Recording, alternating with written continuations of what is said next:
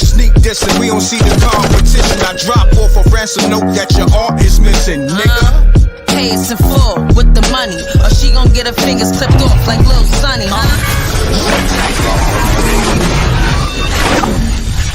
M.Reck TV. You hear something? Have you guys heard of StreamBoss? It's a new IPTV provider that gives you over 5,000 channels for only $20 a month. Oh, cool! $20 for live TV, local TV, movies, TV shows, pay-per-views, and so much more. Huh? What? If you have a Fire Stick, smart TV, or streaming device, then head on over to StreamBoss.com to begin your setup process.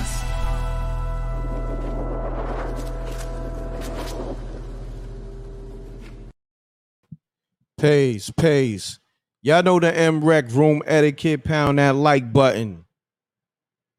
If you're looking for a new streaming service, go to the streamboss.com for your favorite TV shows, movies, sports, etc. And also put in the M.Reck TV code, get $5 off. All right? Go to the streamboss.com and for your streaming needs. Without a further wait, I got my brother Talib on the show. What's happening, good brother? All things and everything, brother. It's a miracle of a day. You know, from the time I opened my eyes, there's just been miracle upon miracle in it, and I'm just rejoicing in it and grateful and thankful that I get to be a part of this experience called life. So, yeah, I'm great. Yes, sir. Yes, sir. Magnanimously magnanimous. Yes, sir. Well, I want to say this to you, man. First and foremost, I appreciate you coming up on the show once again. The people definitely were questioning you, and they got some questions. We're gonna get to that. Salute to SJ. Y'all know the M.Reck room etiquette. Pound the like button. Appreciate you, SJ. Salute to the Rec Mob. We in here. Now, if you got questions for Talib, put it in the chat room. We're going to get to the questions and we're going to address a few other things as well.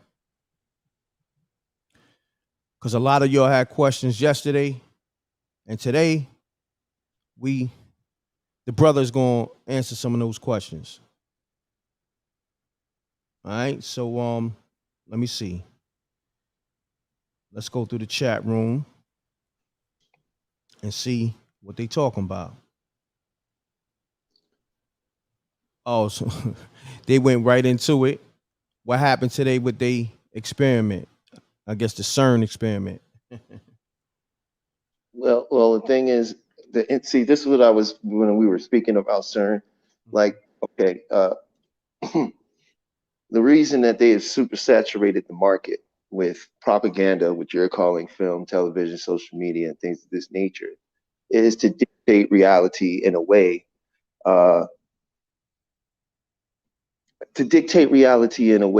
that allows you to use your consciousness to push out the reality. So therefore, you're looking for CERN and all this stuff. Remember, all these movies for the last, say, maybe 10, 12 years have been pushing in your psyche CERN, from the Transformers, from there's a countless array. Just go back and look through your favorite sci-fi films. You'll all see this giant ring, and they'll all be using the word particle accelerator. So what we're looking for is some special effects, something that is in the line of what we've been watching, Stranger Things, TV, and these questions. So while you're looking for that, the actual things that are happening, they're happening in reality in a way that you aren't consciously perceiving them. And by the time your perception is aware of it, you'll be living it. So some people who are a little more intuitive or sensitive, or what you would call empathic, when the machine went on, you may have, everyone is going to feel some sort of shift inside. It might just be through your emotional state. You might not know why you feel a certain way that particular day, because every human being is biologically and energetically tuned to the precession of the earth and the magnetosphere of the earth. So when it bends, when it warps, when something happens with that, you're going to feel it. So I would tell people to look within, look in their daily base of their own personal experiences and see any shifts. Today, weird things may occur for you that you overlook, because see, the real mystical stuff that's happening around us is those things we observe, and it happened for a split second. And we go, did that happen? Did you see that? And then we never see it again. And then we just assume, oh, I was tripping. But no, that was the real Wizard of Oz magical things, the science fiction stuff they keep telling you to look for. That was that. Bring your conception of it into a more realistic realm and look within, and you'll see all the weird things that are actually happening. There's another question. Somebody said they said they found 3 new particles. Yes, every time they've been smashing these together, they actually, I believe the first time it went live was back in 2012. It was the, I want to say Boson-Higgs particle, or the Higgs-Boson particle, which they discovered that they mentioned the first time, which we are, in layman terms, is called the God particle. When every time they have smashed these together, they have discovered particles. Actually, it's taken them roughly about 5 years or so to even break down the research. See, when you get into CERN, you start realizing, okay, you have to do some research. See, the internet, the World Wide Web that you're using was actually coded and created. It was a government project, it was a military thing, but it was used by scientists because there was too much data from when they were crashing particles together. So what they did was they created a closed system that would allow them to take all of this data and spread it out to different facilities that did physics and so forth. And this is why every university has a special division in which they have taken some of this information and they write specific papers. And that's why some of these professors have tenants at these places, or they have a long-term stay there because they are doing thesis on some of this information and researching it and using it to back their theories. That's where that all comes from. Got you. Somebody said, Maya Janae, my energy is vibrating high. I've been feeling good all day. And that's a wonderful thing. And I'm going to tell her that she could continue to feel good, because feeling good is a choice. Everything in this world is a choice. We choose to resonate with things. If a homeless person walks up to you and say, you're a bum, your whole life is garbage, you ain't done nothing right in your life, you'll laugh and be like, get out of my face, bum. But if your mother or your loved one or someone close to you said, you're a bum, you ain't never did nothing right in your life, you would become offended by that. Why? Because you made a choice to say what they're saying has validity. See, you're always making choices. And this individual has chosen to feel good today. And because she believes she wants to feel good, her subconscious is going to produce a day that gives her those results. Got you. All right, let me find another one. Somebody posed a question about the God particle. I guess they want you to elaborate. Well, the God particle is supposedly what they were looking for, was the particle that started it all, the particle that binds everything together.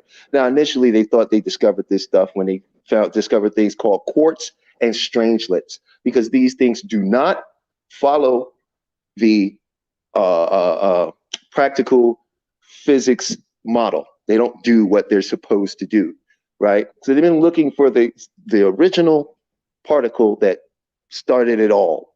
And the reality of that is, they say they found it, but then what are they looking for now then? If they found the particle that found it all, why are they still looking? What are they looking for, right? That's what the God particle supposedly is. But the God particle was just an introduction into the human consciousness that they're expanding, which they wanted people to know that, because science has already proven this. Remember Planck theory, and Planck, it was the name of the scientist. That's why they call it Planck theory. They already discovered a long time ago that this world is being generated by what we believe, what we're thinking. You see what I'm saying? So they need to expand our consciousness, because for a long time they had us in a box, right? They made us believe we was the only thing that they told us this story several times. They told you Galileo expanded because before people didn't believe that the world was this and that. And this guy came along and gave this theory, and then everything blossomed because ideas is creating the world. So the God particle was to expand, was just a code name to a project to expand our belief system in a way that we collectively would agree to expand it. They have found thousands of particles since they have activated that thing.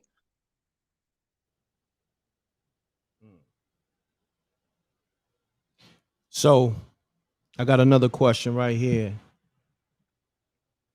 Well, somebody looked like they wrote a statement. Mind control over the rodents. Okay. Mind control is the only conspiracy theory in the world that they conducted a survey on this, and they found that that was the only conspiracy theory that everybody actually believed is real.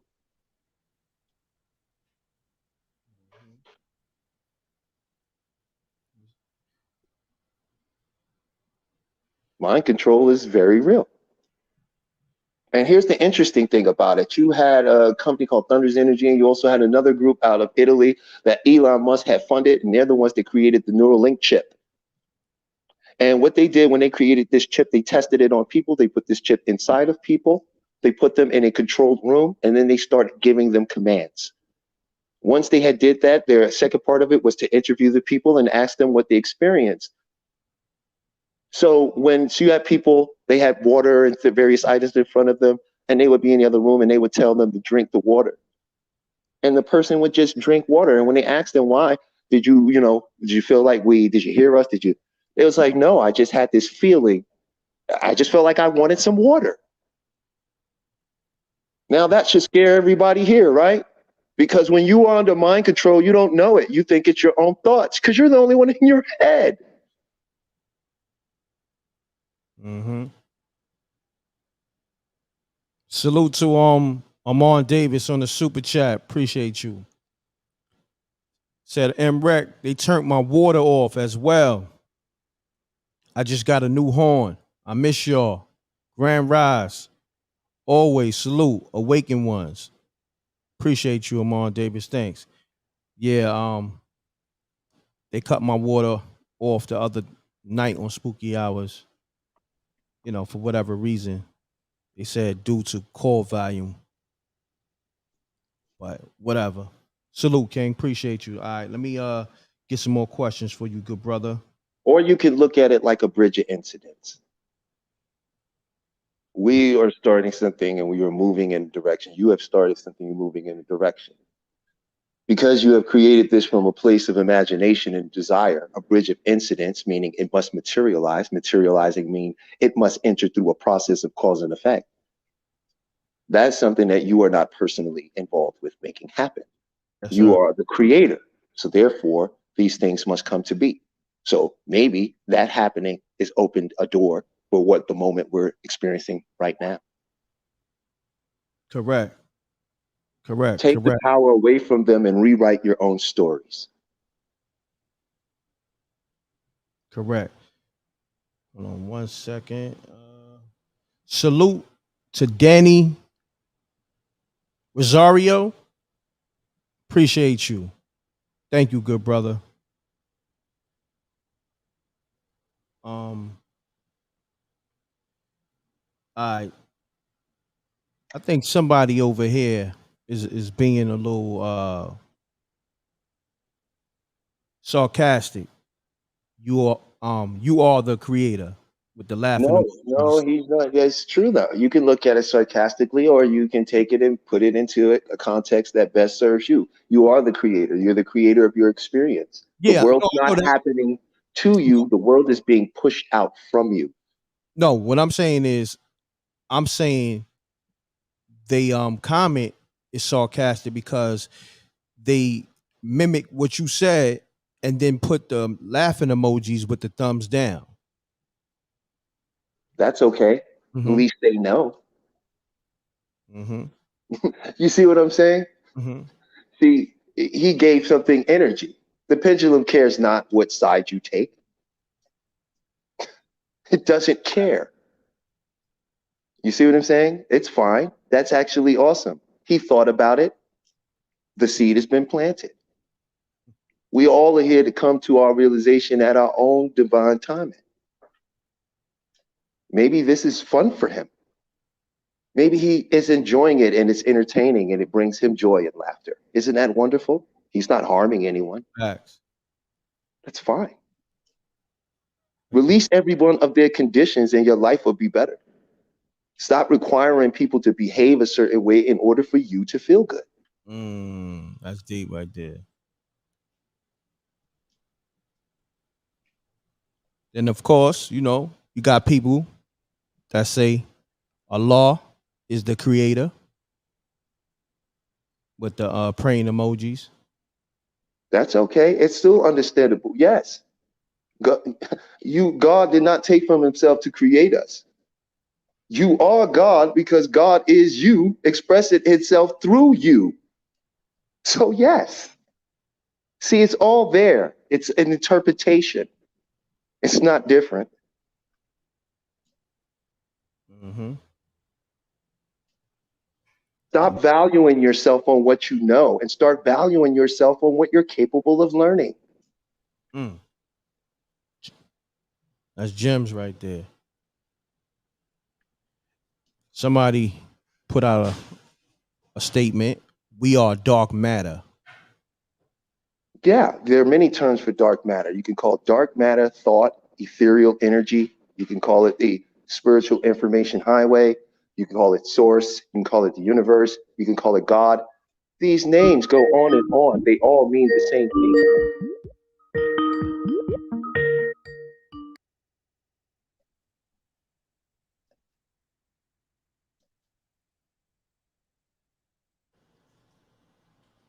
He's 100% correct about being dark matter. I agree with that as well. It's just our perspective. And as long as our perspective serves us in a way that brings us to what we desire, then we're on the right track. All right, I think we got a phone call. Let me call this person back. Hold on, let me see what they talking, good brother.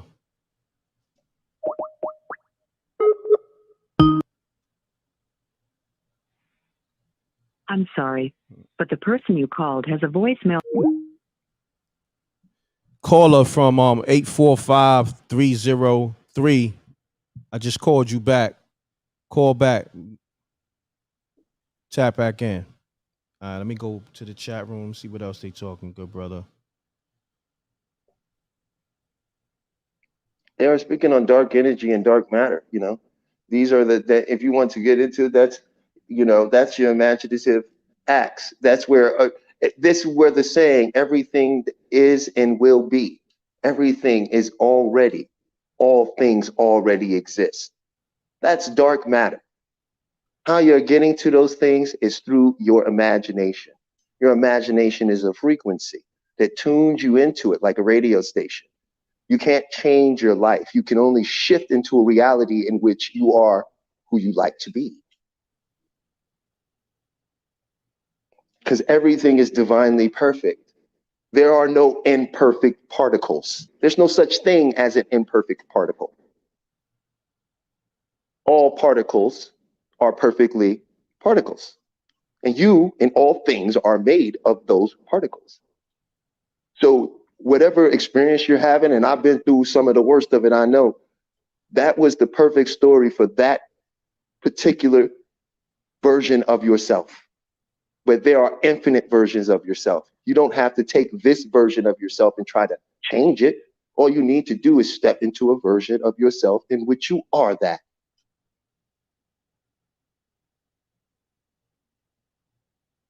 Mm-hmm.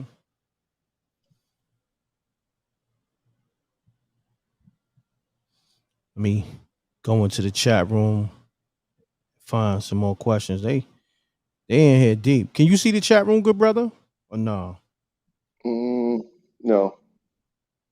It's on the right. Let me see.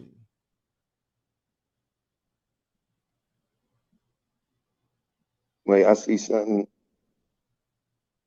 Well, when somebody wrote in, I think I saw somebody saying that in the beginning. They said, "Let there." I could bring this to our people in a spiritual way and a scientific way. God is the greatest scientist, so therefore it can be expressed in a spiritual matter, and it can be expressed in a scientific matter with the elements that we are aware of in the language that we're currently using.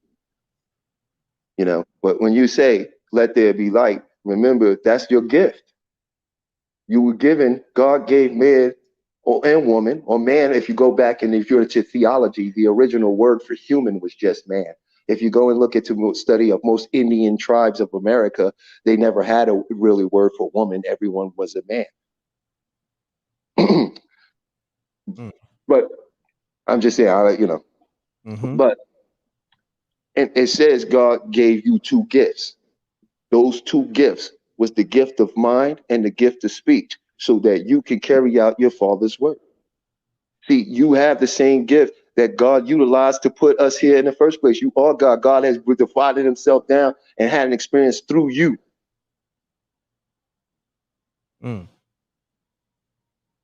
That's why what we say and what we think and what we imagine is so vital. And if you don't believe it, then you explain to me, why are they spending damn near $1 trillion just to produce content? Did you know that every program, listen, by law, and this is film, this is a little film fact. I'm into actually, my thing is actually film and working in film and editing and playing every position known in the film world. Here's a little fact. By law, there are 24 frames that make up a moving frame. By law, for every 24 frames, they are allowed to remove 2 frames and replace them with subliminal messages.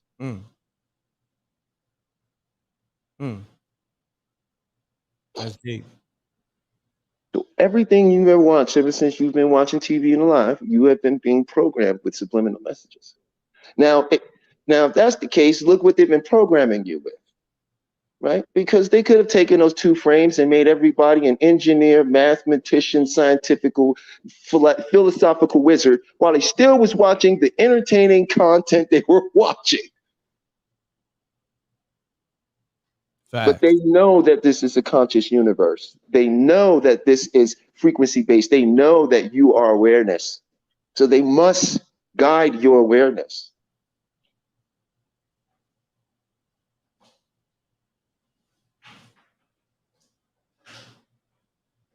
So Sonia, she wrote, darkness and evil is prevailing right now.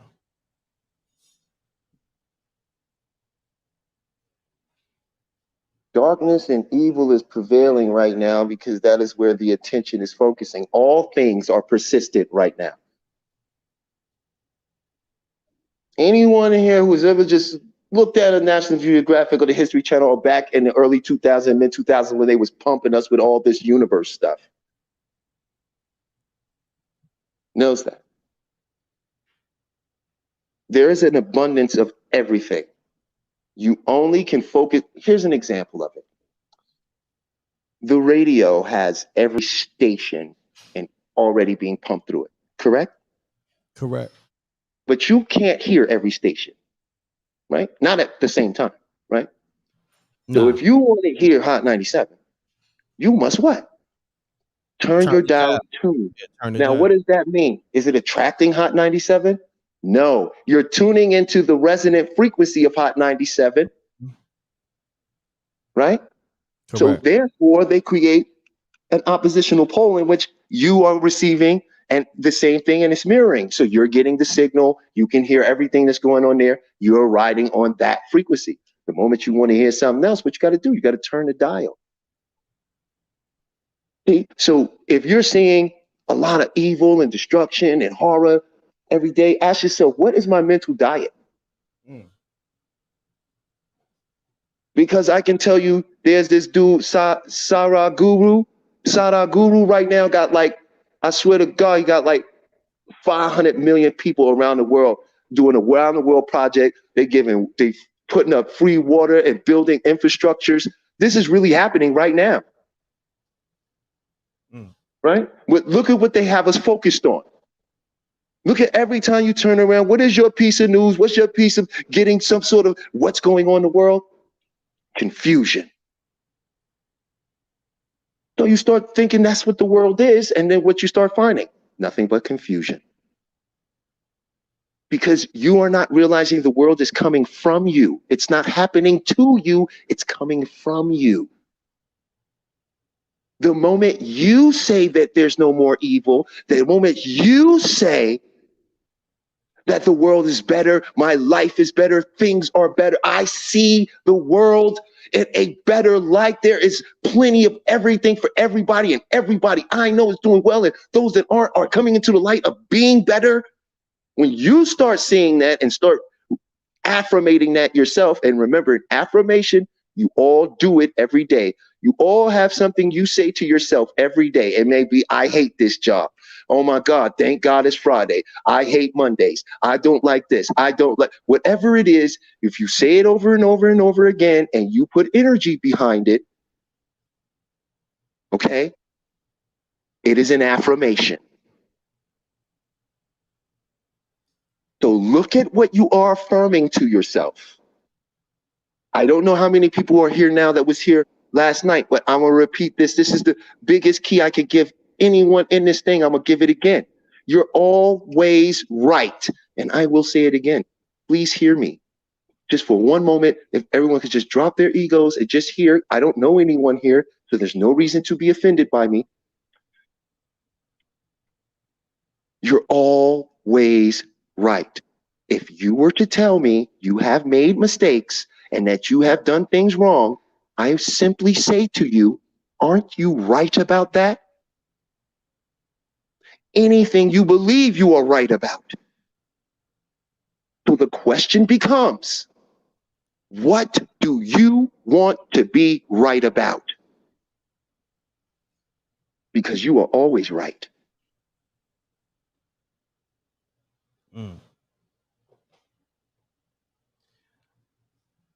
Somebody got a question about laws of attraction. It's a misinterpretation. You're vibrating. They've taken this term and used vibration and resonance and said and called it attraction. So people think, well, I'm not attracting what I want. They're not understanding because they're using that word. It's the law of resonant frequency. Whatever you vibrate at, that's what you'll experience. Whatever you vibrate at, that's what you experience. If anyone here wants to manifest things, I will tell you the steps. If that's something you desire to know, I will tell you the steps. It's up to you to do it. It's absolutely free. It doesn't cost you anything. But the law of attraction is a misinterpretation. Matter of fact, they got the law of attraction from Abraham Hicks, but they removed her from The Secret. Oh, wow. Okay. And that's why they had to take a part of the major part of, that's why a lot of people who have done The Secret, some have succeeded and others, they do not. Because there's a very key piece of information that they removed that will allow some not to succeed and need to seek coaching so that they can charge them. Because if you do this, then you wouldn't have to pay for it.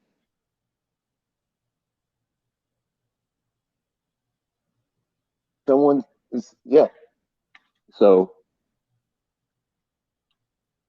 let me just give you the basis of manifesting. If you want to manifest something, you need to enter into what is known as the alpha state. Now, if you're more spiritual, this is what they call a SATS state, a state akin to sleep. The key to doing this is when you are in a SAT state, and I'm going to tell you what that state is. We've all experienced. Maybe you've been sitting around watching Netflix or something like that, or whatever you're doing, and you're just chilling, and you're sitting there and you start thinking about something and you're tired and you're not asleep yet, but you're in that drifty state and you follow a thought and the next thing you know, you're sleeping. That's called the alpha state. That's the state in which you can actually communicate with your brain. Okay? So if we don't want to get into it too scientific, we want to keep it on the spiritual level, we want to keep it on a basis. I won't even break it out all the way. I'm gonna just give you this things you try. Okay. So when you are in that state, I want you to, whatever it is you desire, let's say you want $10,000, right? Mhm. Let's say you want, no, I'm gonna make it easy, something that everybody could believe. I'm gonna start with $100. While you are laying there, you are going to create a 30-second clip in your mind, like a movie clip, of someone giving you $100 and you being thankful for it, and them telling you deserve it. This is yours, and you say thank you so much. I appreciate this, and visualize it. I need you to bring all your visual senses into it. Okay. Now you can do this, and you can just count money. You can lay down, visualize yourself a table and the stack of money, and you take a stack and you count out to 1,000. But you need to use all the textile sensory. Know what $100 smell. We know what money smell like. Use that in there. You see what I'm saying? You use that. Then you use the feeling or what it feels like, right? Then you begin to count out the money. 100, 200, 300, till you hit 1,000, $1,000. Slide it to the left. And you count that money till you fall asleep.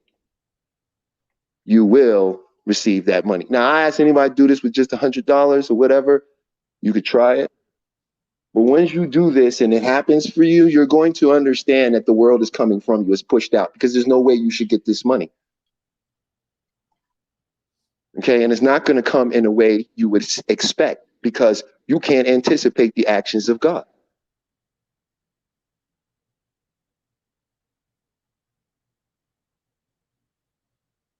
So that's that. I seen somebody put in the chat a while ago, a succubus demon. Well, I don't even know what that's supposed to imply because if it's referring to you or myself, then it just shows their lack of intelligence and how ignorant they are even about that lore. Because a succubus is a female. A male is called an incubus. Well, I think they was asking a question like, what is? Are succubus demons? Yeah. Demons are the fears of man that have become their own pendulum. Pendulums are information structures in the ethereal realm formed from collective thinking.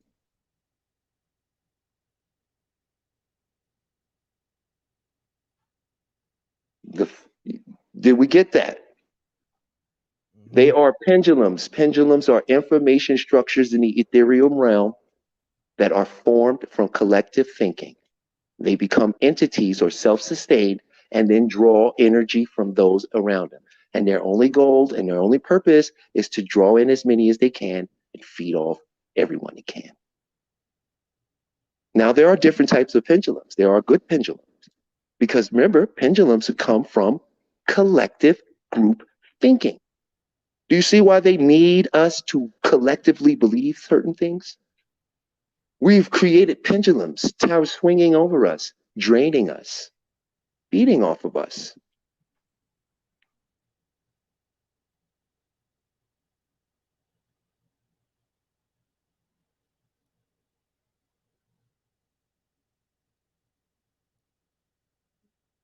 I'm gonna find another question. Hold on. I'm going through the chat right now. Someone said, no, you have to work to get what you want. Nothing comes to you by wishing or hoping, but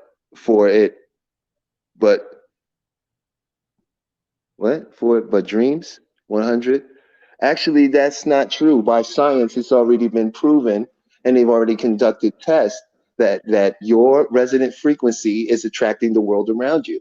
Go look up the physicist Planck and see that they've already discovered from the 1950s that you are literally creating the world around you. There was something called the slit knot test that was conducted, I believe, in the 1970s that brought into more quantum physics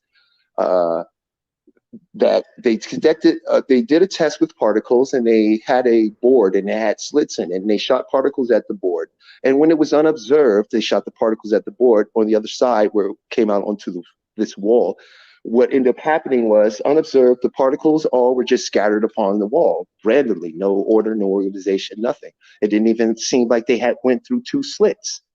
But when the scientists observed the particles going through, the particles all of a sudden fell in a line, went into two groups, and formed the perfect two-line slits on the wall. That's when they discovered that our direct observation of particles is what's creating and dictating what they do. Now, if that's not showing that hopes and dreams is actually creating the world, then I don't know what is. That's from science, though. So if you like to argue with them and debate them on it, I have no problem with that. Somebody posed a question about Skynet. Skynet was a part of propaganda. Skynet, everything, Terminator, like I will continue to reiterate and express to anyone who needs to have that understanding that all movies and television shows have been created to dictate and guide the conscious direction of humanity.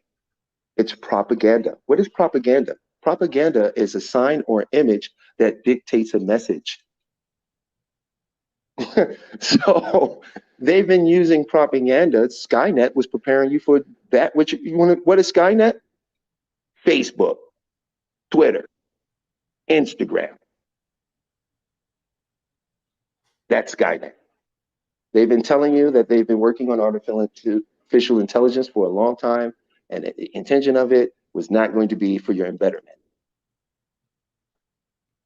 So they put it in a fictitious way, because remember, whenever you watch a movie, and this is why it's very dangerous before you start really learning how your mind functions and how to utilize your own thoughts properly and decide what to think and not to think.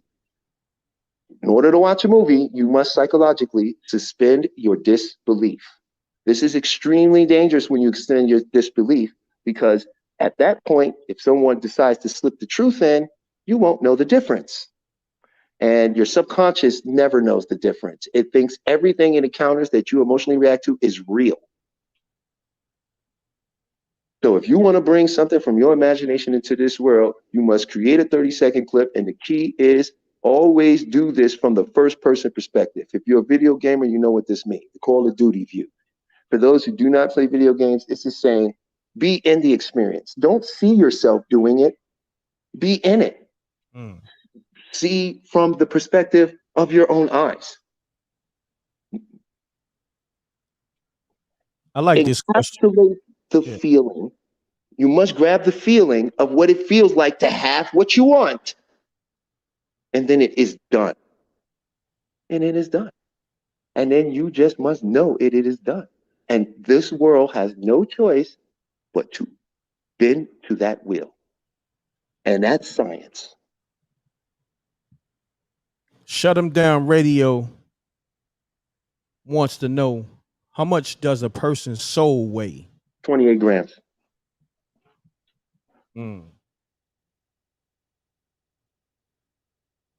It's deep. That's funny, right? Yeah, that's deep. That's because they've been studying this since the early 1900s, man. They know the truth. Go watch Tony Roberts. Go watch any of these people out here that supposedly selling you the stuff, and go see if they're telling me anything else. If I'm wrong, if they're not saying the exact same things I'm saying, but telling you need to come to my course. They know this. And someone wrote it was 21 grams. He might be correct. I know it was. I'm in the region of it, and that was just my immediate response. So yeah. So if it is I believe it was 28 grams. I could be wrong about that, but that is definitely what I recall from a paper I read about it.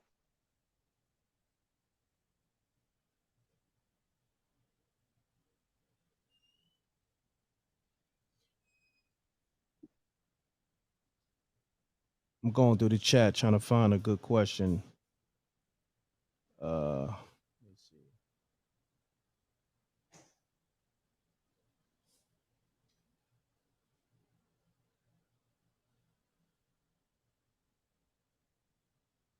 As a matter of fact, I think I'm 100% positive. I know it is 28 grams. I remember when I read it, and I thought it was very interesting that the soul weighs an ounce. Mm. I like this question. How can we rise? How can we raise our frequencies or vibration? I'm going to say the first thing you should do is go look up the Jose Silva method. I always tell people start there. Start there. Start with your own control. Start with you, right? Start with you. You need to have an experience that shows you personally that you do have some control over your world outside of what they're telling you, right? And this is the best way to do it because you're going to see immediate result. Not a day after, not a few hours, but as soon as you do it, the moment you open your eyes again, you're gonna be like, wait a minute. You're gonna feel things. That's one. The best way I would tell you, if you want to raise your vibration on a daily basis, and you haven't mastered this as of yet, here's what you do.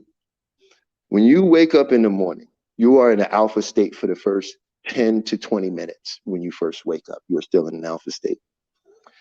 Here's what you do. When you wake up, the first thing you do for the first 17 seconds, just show gratitude. Just start. I love my life. I'm so happy to be alive. This is wonderful. This day is going to be great. You know what? I get to do this today. I have all my stuff. I'm gonna put some noodles on. I just bought. Oh man, just 17 seconds. Just do it for 17 seconds, and your mind will take over from there.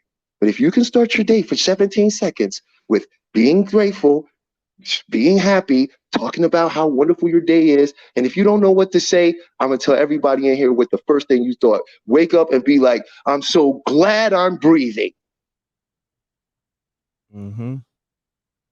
Jose Dispenza is someone that everyone in here should go look up. Joe Dispenza. They need to go look him. He's a neuroscientist.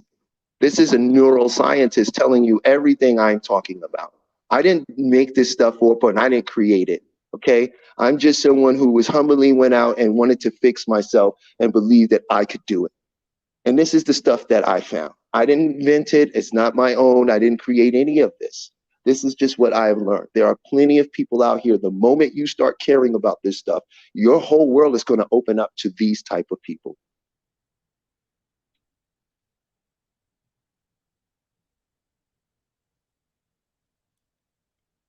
Pound that like button. DJ Moschino, I see you. Moschino, what's happening, good brother? Salute to the rec mob.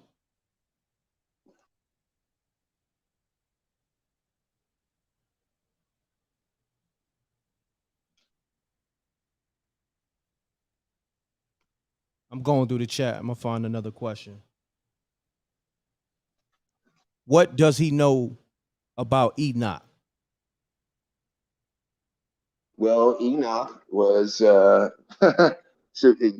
he was supposedly taken, and he lived well over 300 years, but he was supposedly taken to the Crystal City, where he was educated about science and various other spiritual teachings.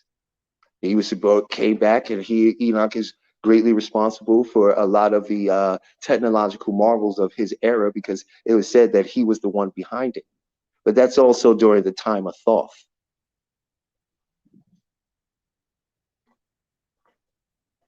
And the Emerald Tablets.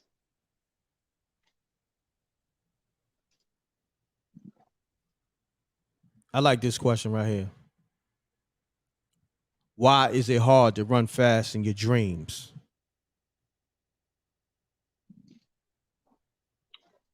The reason that it's hard to run fast in your dreams is because in your dream, when you're trying to run fast, you are using, this is when both sides of your brain is active. It's what you call lucid dreaming. Okay. And what happens is in those states, you're trying to apply your physical know-how to move to a body that is ethereal. So you're trying with muscles, which is muscle memory because you don't have a body in that state per se. So as you're panicking, usually when you're trying to run fast, it's because you're scared, you're trying to get away. You're panicking, you're falling back on, auditorial reflexes such as walking, running, Those aren't things you a lot, unless you're a runner or you're chasing something in particular. You don't really focus on the mechanic of running, right? It's something that is subconscious in nature, right? It is an unconscious action you take, right? So when you are in that state and you are aware, it's already in your conscious mind. If you've done no training and said, okay, I'm gonna have a lucid dream and be aware that and say to yourself, I am dreaming, right? Then you're going to be trying to utilize the laws of the physical world with a physical body, and you are not in one. That's why. And the only reason you're still moving is because thought is what makes you move in the first place, but the mechanic of that thought varies from the body.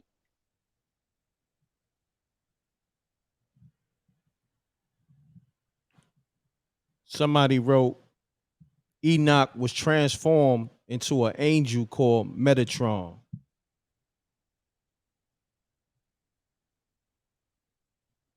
Okay, well, as you know, I'm not disagreeing with any of that.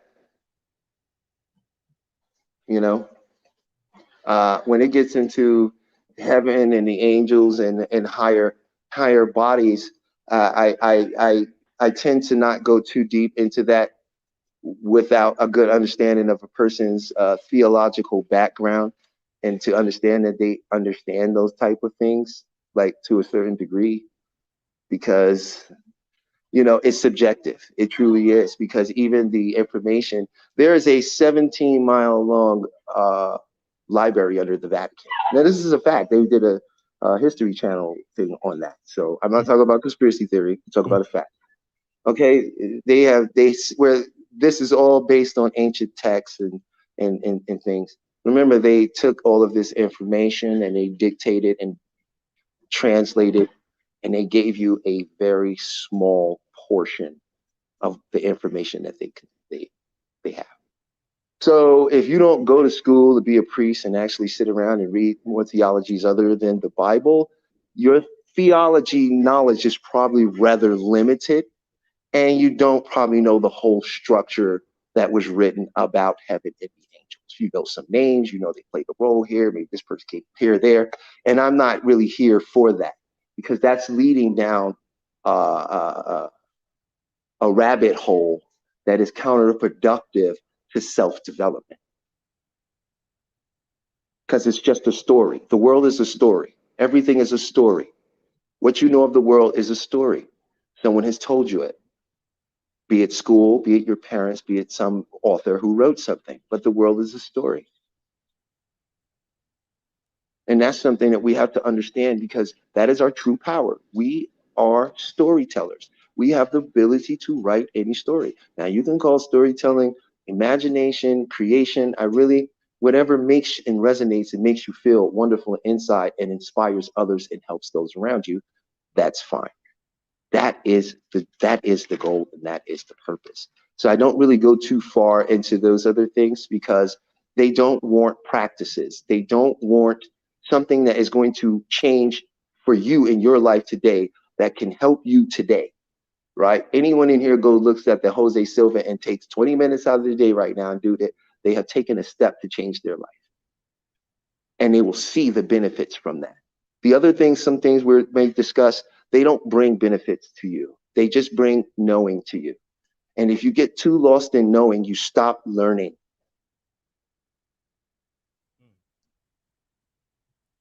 I like this question right here, but hold on. Before I go into the question, salute to April R. Coleman on the super chat. Appreciate you support. Salute to Amon Davis. Where's this question? I just had it. Oh, are dreams part of the multiverse? Yes. See, dreams are not what you consider. And remember, they taught us everything wrong. For a long time, psychology and science thought dreams was junk, just something your psyche was flushing out because you had things that you were trying to work through. And that was your mind of way of working it through it. Later on, they started discovering that, no, you're sort of like psychically linked. You're here, but you're not here. You're somewhere behind a veil, almost like playing a video game. You're holding a controller. You are the character in the game, but you're sitting on a couch somewhere. You see what I'm saying? they've discovered that's essentially you. So when you are dreaming, you are surfing, you are transurfing through the variations of the realities that you are tuned to. Mm.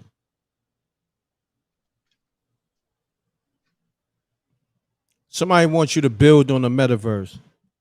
Metaverse, multiverse, that's all a part of what the Buddhists call the 99, was it 9,999 realms you exist in simultaneously? You know how long people have been saying, if you go into, this is why I say I study ancient theology, I'm into that, right? You know how many cultures have been talking about this is not the only you, this is not the first time this was here, this is not the only you, there are variations of you, right? Facts. Shouts to DJ Moschino. He says the They movie. want you to know this. Remember, the CIA runs the film industry. Okay? Every year there's a budgeting that goes out. They tell them, you're talking about someone who knows, okay? All right? They tell them and give them what movies they want to come out, what ideals to come out, what concepts to push. Okay? They give these things to them. And this was done 2-3 years ago. Remember, any movie you see, they've been working on this thing for three, or anywhere from the writing to the actual filming and releasing of the film, you're talking about a minimum of 3 to 5 years. Facts. You understand what I'm saying? So how in the hell did he know that was going to be relevant? It's because he already knew it was going to be relevant, because they're going to make it relevant, because you're pushing out the world. Yes, there's a multiverse. Yes, you have access to it. You can travel through it. How can you travel through it? How can I step into the millionaire me that I see in my mind? Oh, if you could see him in your mind, all you have to do is resonate with him. What does he feel like? What does he think like? What is he doing? Can you create a scene where you are him in your mind? Can you feel it? And you know it's done. Mm.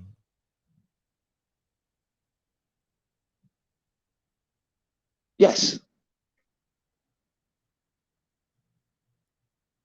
Somebody, Yes, there is a multiverse. somebody said you could be Doctor Strange. You are Doctor Strange. You are beyond Doctor Strange. Doctor Strange is a limited version of you. You are Dr. Manhattan. Mm. Now, only the comic book people in the thing will know who I'm talking about.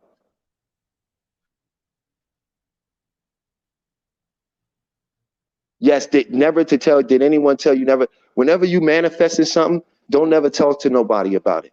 If you got people that believe in this, is doing this with you, yes, y'all can co-create your manifestations together. But it is like a seed. What happens if you plant a seed and somebody comes over and say, hey, what you planting back there? And you go in the backyard and you dig it up and you pull up the seed and you show them, see, look, it's an apple seed. And when this thing grows, it's going to have plenty of apples. Then you're going to take the seed and put it back in the ground and bury it back and wait for it to grow. What's going to happen? It's not going to grow. Why? Because the moment you dug it up, the seed died. Mm.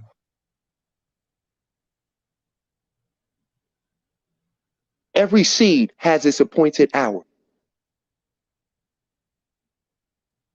Once you plant it, when a woman is pregnant with a child, do you sit there and wait? Is the child there? When is the child going to be here? I need to know. You know the child's coming, and it has a date. Even if the doctor tell you what date, that's not accurate. That's not accurate. That date is set divinely, as all things. Hold 1 second, Talib. We got a caller. Peace, caller. State your name. Where you calling from? Peace. That was Giovanni, man. It's Crypto Gregory. I had posted to, you all Dr. Strange. Okay. I had to call in and, you know what I'm saying, give my speech, give my story, All right, go ahead. All right, first of all, I want to say, shout out to both of y'all. Talib, man, you going crazy, man. This is golden information, for y'all to put this together, man. Salute, King. Appreciate you. All right, so once again, my name is Giovanni. I'm in the chat, Crypto Gregory. From Chicago, born and raised. Stay in Atlanta now. And long story short, you know, I practice a lot of semen retention. So, you know, I was going through my fast and everything. And it came to a moment where I had met this Jamaican chick in Atlanta. You know what I'm saying? Long story short, you know what I'm saying? We had sex, all that, go out the band, whatever. And I had this dream where I was in a whole different multiverse. You know what I'm saying? Like I was it was like I was on like a hill, but it was like a hill looking out towards the ocean. And it was like these like ships coming towards me, right? And I'm telling you, man, it was like I was there in that moment, and I was just like, it was like kind of like fireballs coming out of my hand. I was just blowing up the ships with ease, you know what I'm saying? Mm. And then after that, that split second, it went out, and then I was like walking on like a beach towards the hill with like a whole bunch of like Amazonian women around me. It was crazy, man. Like when I say like, I ain't never experienced nothing like that in my life. That's how I knew at that moment. And then so after that, I just started experimenting more with like you know, psychedelics. But I never did it before that. You know what I'm saying? I was just fasting a lot and, you know, getting on a proper health regimen. Well, that, you know, brother, that's amazing. And I can tell you right now that, you know, when you're using psychedelics, you know what I mean? Especially if you're using something like dimethyltryptamine or Viridius psychotropius, which is found in ayahuasca, right? These are things that, here's the interest. This is the amazing thing. This is why it was such a monumental experience for you. It's because your body actually produces those chemicals. And when you were fasting, right? And you put your body into a particular energetic state, your body began to produce particular chemicals. Okay? These chemicals allow you to reach or communicate what you're calling your higher self. Right? So that's why right now in like Colorado, they legalized microdosing of mushrooms, because they know that it has actually cured people of depression, DMT, dimethyltryptamine, just in case anybody wonders what DMT is. And that's actually produced in 2 states in your life by your body: when you are born and when you die.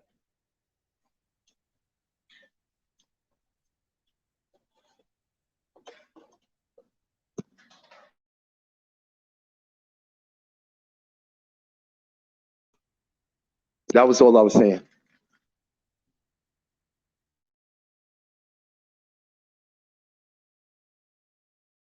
I was that, and I was just blowing them up with ease, man. It was crazy. I was hovering.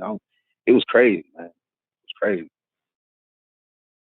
Let me ask you something about that experience. Like, what was going through your mind at that time? Like, what was the realization you brought back with you from that?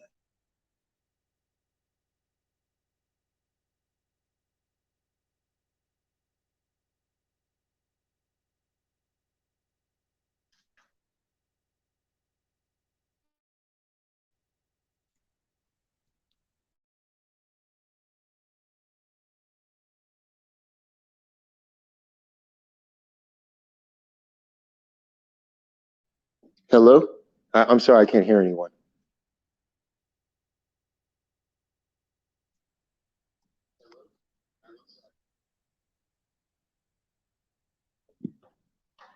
Talib, can you hear him?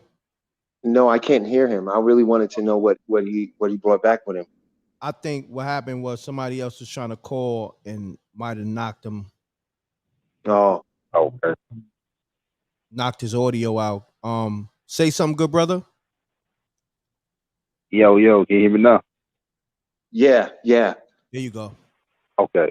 All right. So what I brought back from him was this. It was like, cause you know, I was there, like I'm here now in real life. You know what I'm saying?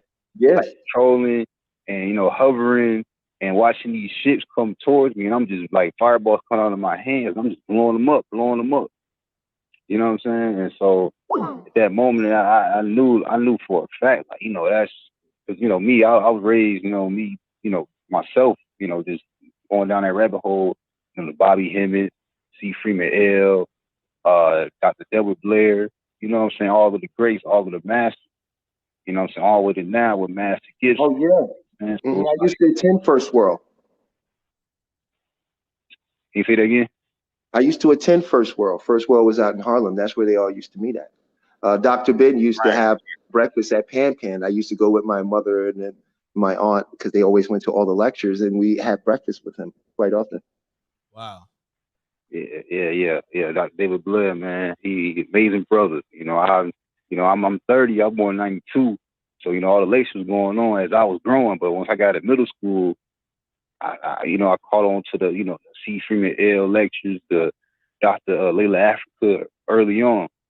You know what I'm saying? So, but yeah, what I got put something in you, in your psyche, man. That puts something in your psyche. Definitely. I said that puts something into your psyche. Right. Which would allow you to have that kind of experience. Right. But I meant was what you brought back was, I'll give you an example. I've done psychedelics many times. And every time I've done it, I've always brought back something with me, as far as like an awareness. I'm a musician, so I was trying to crack this code, and I did some psychedelics, mushrooms and peyote. And I remember realizing I had brought back to me that music is everywhere, because music is rhythm. Music is vibration. All right. All you have to do is tune into the vibration of a thought, and you'll find a song. And that's what I brought back with me. You know what I'm saying? It's like, you know what I mean? Like, you bring something back with you with it, because when you have the experience, it's like real. It's real. So for you, it's a memory. You know what I mean? Something that you can actually recall and relive. Right.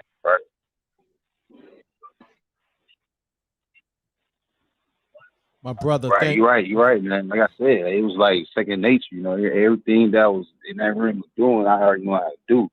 You know what I'm saying? And like I said, that was before I even, dealt with the 5-year-old, toll, the shrooms. I started doing that after the fact of that. You know what I'm saying? To dive in deeper, and as I dove in deeper, I got in contact with people and family of Baba Kalindi E. I don't know if you heard of him before. No, I haven't, but I'm listening. I'm very intrigued by what you're saying. Yeah, man. If people out there, if you out there, want to deal with psychedelics, man, start with Kalindi E. Baba Kalindi E. He was he rest in peace, man, rest in power to him. But he really put the forefront of testing and challenging yourself. Well, yeah, it's now becoming more acceptable. Like I said, they legalized it in Colorado, right? It's definitely becoming something that is acceptable, that they want people to know about, because there is an expansion of consciousness that is here. And the only way they're going to be able to control it is to make sure they control what you're thinking. Now, about your particular situation, I do have this one question. Do you have any family that was in the military? Well, I had somebody that came to the family that was married into like the Navy. He was in the Navy, but he married my mother's mom, which was my grandmother. Okay. I didn't have nobody in my family per se. You can do your own research on this, but if you're talking about UFOs and aliens and traveling through realms, 9 times out of 10, your family was in the military. You probably were a part of Project Mannequin, your family's bloodline. They have been searching for bloodlines for quite some time, because they know that the bloodline is the key. So they're looking to do certain things. There are a lot of us here that are spiritual warriors, that are individuals that are what you would call astral projectors. Okay, people that have traveled through the realms. Some of us are here and never was taught about it. So you grew up as a child doing things that people told you were just dreaming, or you're just tripping, or things may have happened to you that you couldn't explain, but you couldn't reproduce them. You see what I'm saying? And these are the people that they have affected their lives to keep them on a particular course, because it's rather dangerous for those people to come into the awareness of who they are. Right. So if you are one of those people, take your power back, write your story, because knowing this, you are someone who can transfer pretty much anywhere you want to go, depending on how you feel. Right. So find out where you want to be. The problem, reason most of us don't have what we want, because we're so confused, we don't know what we want. And if you don't know what you want, what are you going to be getting? You're going to be getting whatever comes to you. Right. What you start at, you don't know what you want. You have a gift. You can use that gift. Yeah, and like, it's the energy is so strong nowadays, you know what I'm saying? It's powerful more than ever, some more of the solar flares and and I even started, taking melatonin like 30 minutes before I go to sleep now. It's been a crazy change. And, my dreams become more vivid than ever, So. Well, what I would suggest to you, brother, is look up Jose Silva methods. They're absolutely free on YouTube. They're absolutely free. Program yourself with the 3-2-1 method and the 3 fingers technique, and go in there and take control and tell yourself that you will be aware of your dream and that you will actively participate it from a state of awareness, and start learning how to go where you want to go. Right. Because the technique is there. It's video number 7. Okay. Teaches you how to control your dreams. All right. My brother, I appreciate you tapping in, man. I got some other callers that want to, get some questions in. I appreciate you tapping in. Yeah. Salute, M.Reck. Salute to you, Talib, man. It's all love. No doubt. Nothing but love, brother. Love. And man, you continue to have a wonderful day, man. All right, y'all too. Peace and blessings, good brother. Peace. Caller, hold on 1 second. Talib, can you see the screen? I got a message for you. Well, somebody got a question for you. Peach, she got a question for you. It's on the screen, highlighted in green. Highlighted in. It's on the screen. Where our images is at.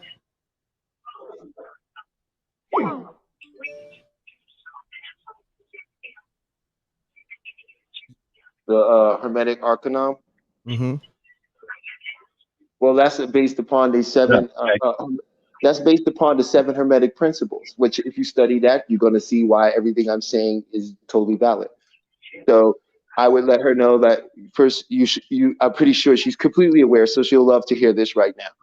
The 7 Hermetic principles that are binding reality, or somewhat being the tapered reality that we all agreed upon that we will have these experiences upon. They are mentalism, correspondence, rhythm, vibration, cause and effect, gender, and polarity. These are the 7 principles that are moving reality in a sense. So that's why learning the mind is so vital, because the very first one is mentalism. This is a mental universe. And correspondence, operating in rhythm as it vibrates. Through cause and effect, we move. Cause and effect is what you're calling life. Gender, the expression of the energies in masculine, feminine. What does that mean? In a logical and a creative state. The masculine is logical, the mathematical mind, right? The builder, right? The feminine part, the right side of the brain, that is the creation, the emotion, the feeling. When you combine them, you are intellectual. Peace. I appreciate you. Peace, M.Reck. On the super chat. Peace, caller. What's happening? Peace, M.Reck. How's everything? Everything good. State your name, where you calling from, good brother. Keep it clean. This Cut from Brooklyn. Cut, what's happening? Shouts to the whole Brooklyn. It's crazy because I think the first call was the spooky joint where me and you had talked, and I had expressed about my brother Starborn, and you expressed on yours. You know what I'm saying? And we had a pretty much the same thing going on. Mm. And I don't know if you remember, you get thousands of calls, but you had a brother, and your brother, you saw him after he passed. Correct. Okay, so you know where I'm going. Yes, sir. And today's mathematics is what? What's today? It's the 5th, right? So today's Power refinement, if I'm not mistaken. yeah, I believe. Yup, power refinement.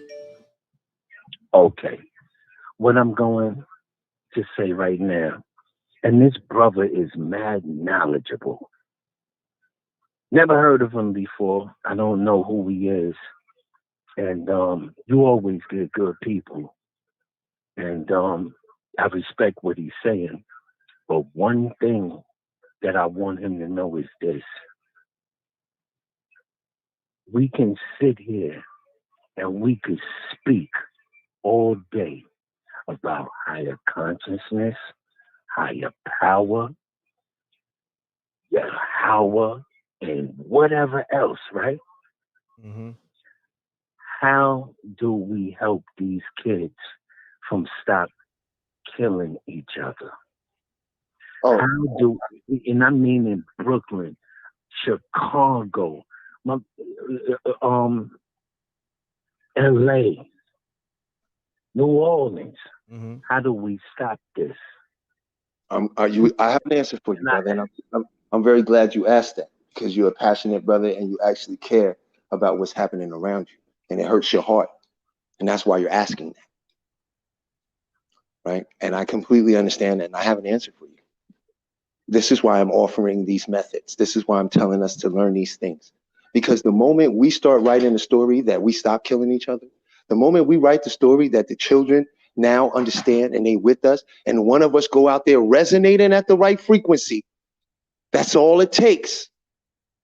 All it takes is the thought. All this started from a thought. All this started from somebody believing that if we get out here and sell this and do this, we gonna get this. It all started from a thought. Absolutely. Can I ask And it can change. But everybody that goes out there with the mentality that it is a battle that cannot be won. We go out there with the most negative, imaginative thinking, hoping for the best result. We must start knowing that our children have it in them to be better, and start imagining them being better and interacting with them as if they are better, and stop buying into what our eyes are showing us. This has been their game for a very long time. Hold on. I got one more question. Just one more. Mm-hmm. And I get what you're saying. I get what you're saying totally, and I love it. Like you kind of remind me like of what was the brother name? Phil Valentine. He was like nice with it, but the brother that died, Steve Copley.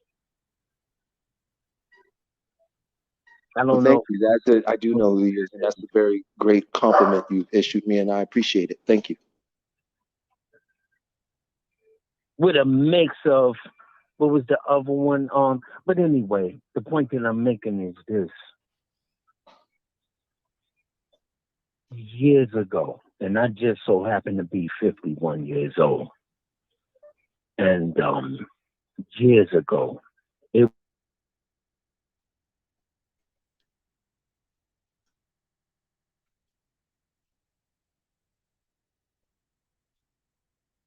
Hello, I can't hear you, brother. All I heard was years ago.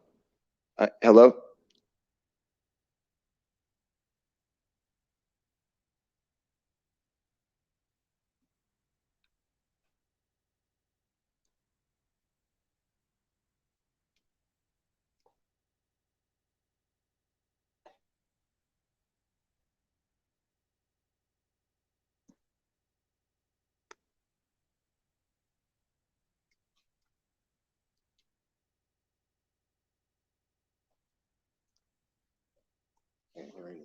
Hello, Rec, you there?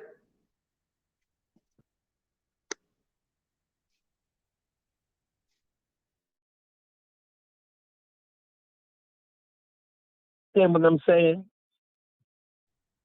No, I didn't hear any of that, my friend. I'm sorry. I kept trying to say I couldn't hear you. Say that again, my brother. I'm sorry.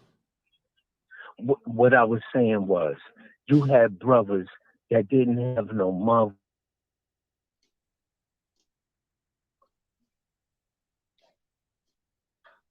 Okay, I'm gonna stop him now. I'm like speaking now, telling you it went out again. Can you guys hear me? Rec, if you can hear me, what I'm going to do is I'm going to log out and I'll log back in just to make sure it's not my phone or something of that nature. Okay. Okay. Yeah. Continue on, good brother. He gonna log out and come back in. Okay. You understand what I'm saying, right? It was a bunch of brothers that didn't go to school.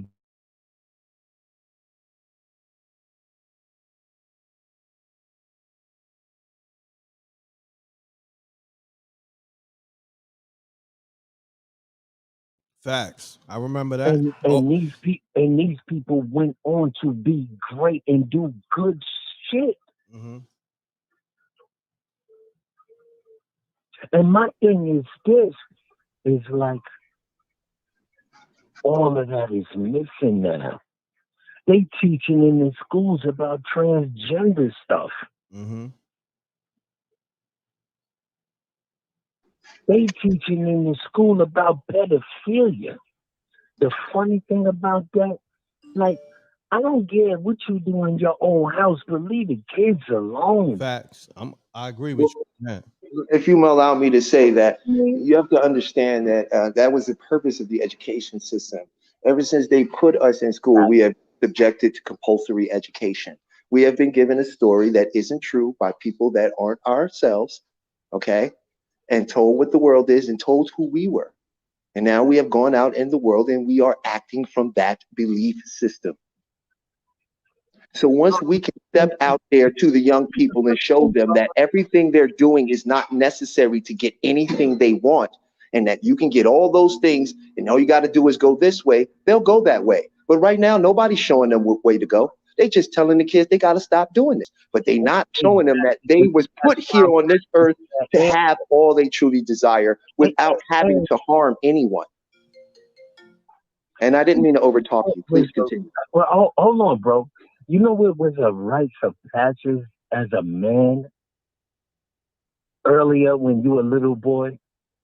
Get a tooth knocked out, get a black eye. You don't see kids walking around with black tooth knocked out and black eyes no more. It was a rite of passage. You don't see that anymore. Well, even within that, and I understand from the perspective in what you are recalling based on what you have stored in your memory about that time in order to make this particular point, it didn't produce better people back then either.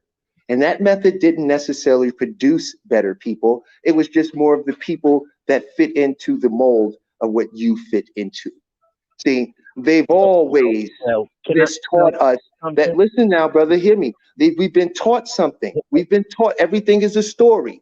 It's all a story. Remember that. It's a story. You can't go back 1,000 years, and you can't even go back to 1972 at this point. Everything in this world is a story for us. There is only now. Your subconscious mind does not understand anything but right now. God does not know lack, and God does not know time. Everything is now, a series of now. These are stories we're telling ourselves. We do not have to have a rites of passage where, because we were getting beat up back then, and that made you a man somehow. You see what I'm saying? It didn't. Because that's not manhood. I stopped for a minute because I thought Rec was coming in. Okay, I'm sorry. Please continue. What I'm saying to you is this. Dog, I get what you're talking about, but how do we make these men, these little boys growing up, understand that they are men? You guys, I'm telling you how. You're asking a question that you're receiving an answer to. When I say men, I mean men. You can't put what you saying on me? My father was in the Marines. I came up a certain way. You know. Oh, I understand that too, but as you're expressing your background, I have a background in the military as well, sir. My point is this. My point is this.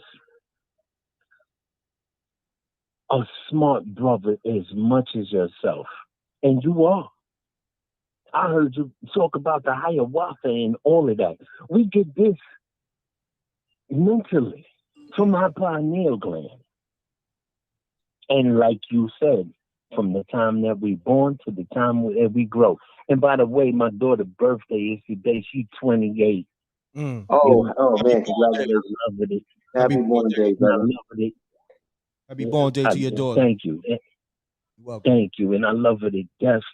I understand everything that you're saying, but you have to start like from a foundation, because a lot of people, this shit is over their, pardon me, this is over their head. Like they don't get it. Well, this is why I've started from a foundation, my friend. If you hear me for one moment and just hear what I have to say, there's the foundation I am starting from. It is from mind control. We have to take back control of our minds. We have to learn what the mind is. We need to understand how the mind functions. Most people in here, including yourself, cannot tell me what a memory is. But we make memories every day. So we're not really aware of a lot of the tools we've been given to live life, how to properly utilize them. So where do we start fundamentally? We start fundamentally with ourselves, the adults, the grown people who will care about the children, learning how to use our minds and becoming powerful with them. And then when we approach those children with our powerful minds and all of the desires fulfilled, there won't be much explaining needing to be done. It'll be, how do I do that? And we'll be ready because we have foundation, techniques, and things that they can utilize to actually do it. I understand that, and I know you understand that. I'm talking about the kids. Like, for instance, I have a son. He's 17 years old. I used to read to him Supreme Mathematics. One day I came in from work tired, and I was like, the circumference of the universe is such and such, such and such. He pulled the bottle out of his mouth and was like, no, Dad, it's such and such, such and such. Not reading no TV, no nothing. I understand it, but how do we do with the rest of it? I'm glad you asked that, because see, you just gave the prime example. See, now I understand the supreme mathematics, and you know, I was involved in that a very long time ago. I don't need to space my age, but I'm a little bit older than you might think I am, sir. But here's the thing about that. If you would have given your son this Jose Silva method, the 3-2-1 method, and programmed him with things to use his mind to make the things he wants to do become real, you see what I'm saying? Opposed to giving him something he can spew back, but is not going to get him a job or make him be able to start the business he wants. Got you. That's what I mean. And that's what I'm offering. I get it. And I think M.Reck get what you're saying too. But layman's term for these kids. You have to give children more credit than that. They are a lot smarter than you're realizing. And just because they don't choose to share their intellectual perspective because they don't feel like it's being heard, doesn't mean they don't have one. But intellectual perspective is different things to everybody. Perception alone is a different thing to everybody. You could perceive yourself as being a god, but if you're doing this, not you. Not you.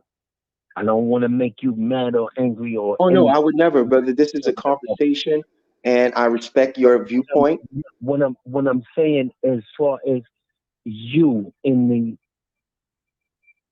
what they call the term, if you do that and you think that, so thou doest, right? Kind of like Aleister Crowley with "Do as thou will," and you got motherfuckers. Damn, pardon me. Well, listen, that's still in the Bible as God speaks, because God's name is what? What is God's name? God's name is I am that I am, and you self-identify as I am. Exactly. So remember, let me tell you, I told the audience something earlier, and maybe you didn't quite catch that. You're always right. You're always right. And if you tell me right now you made mistakes, I just say to you, you were right about that, right? You are right about the mistakes and the things you feel you did wrong, right? So you are always right. So the real question comes, what you want to be right about, brother? What you want to be right about? Well, what I want to be right about is how I live my life now. How, and you said you didn't want to give your age. I'm 51 years old. You know, my daughter's 28. I did everything, and I told you today's her birthday. I did everything to keep her mother from aborting her. Everything.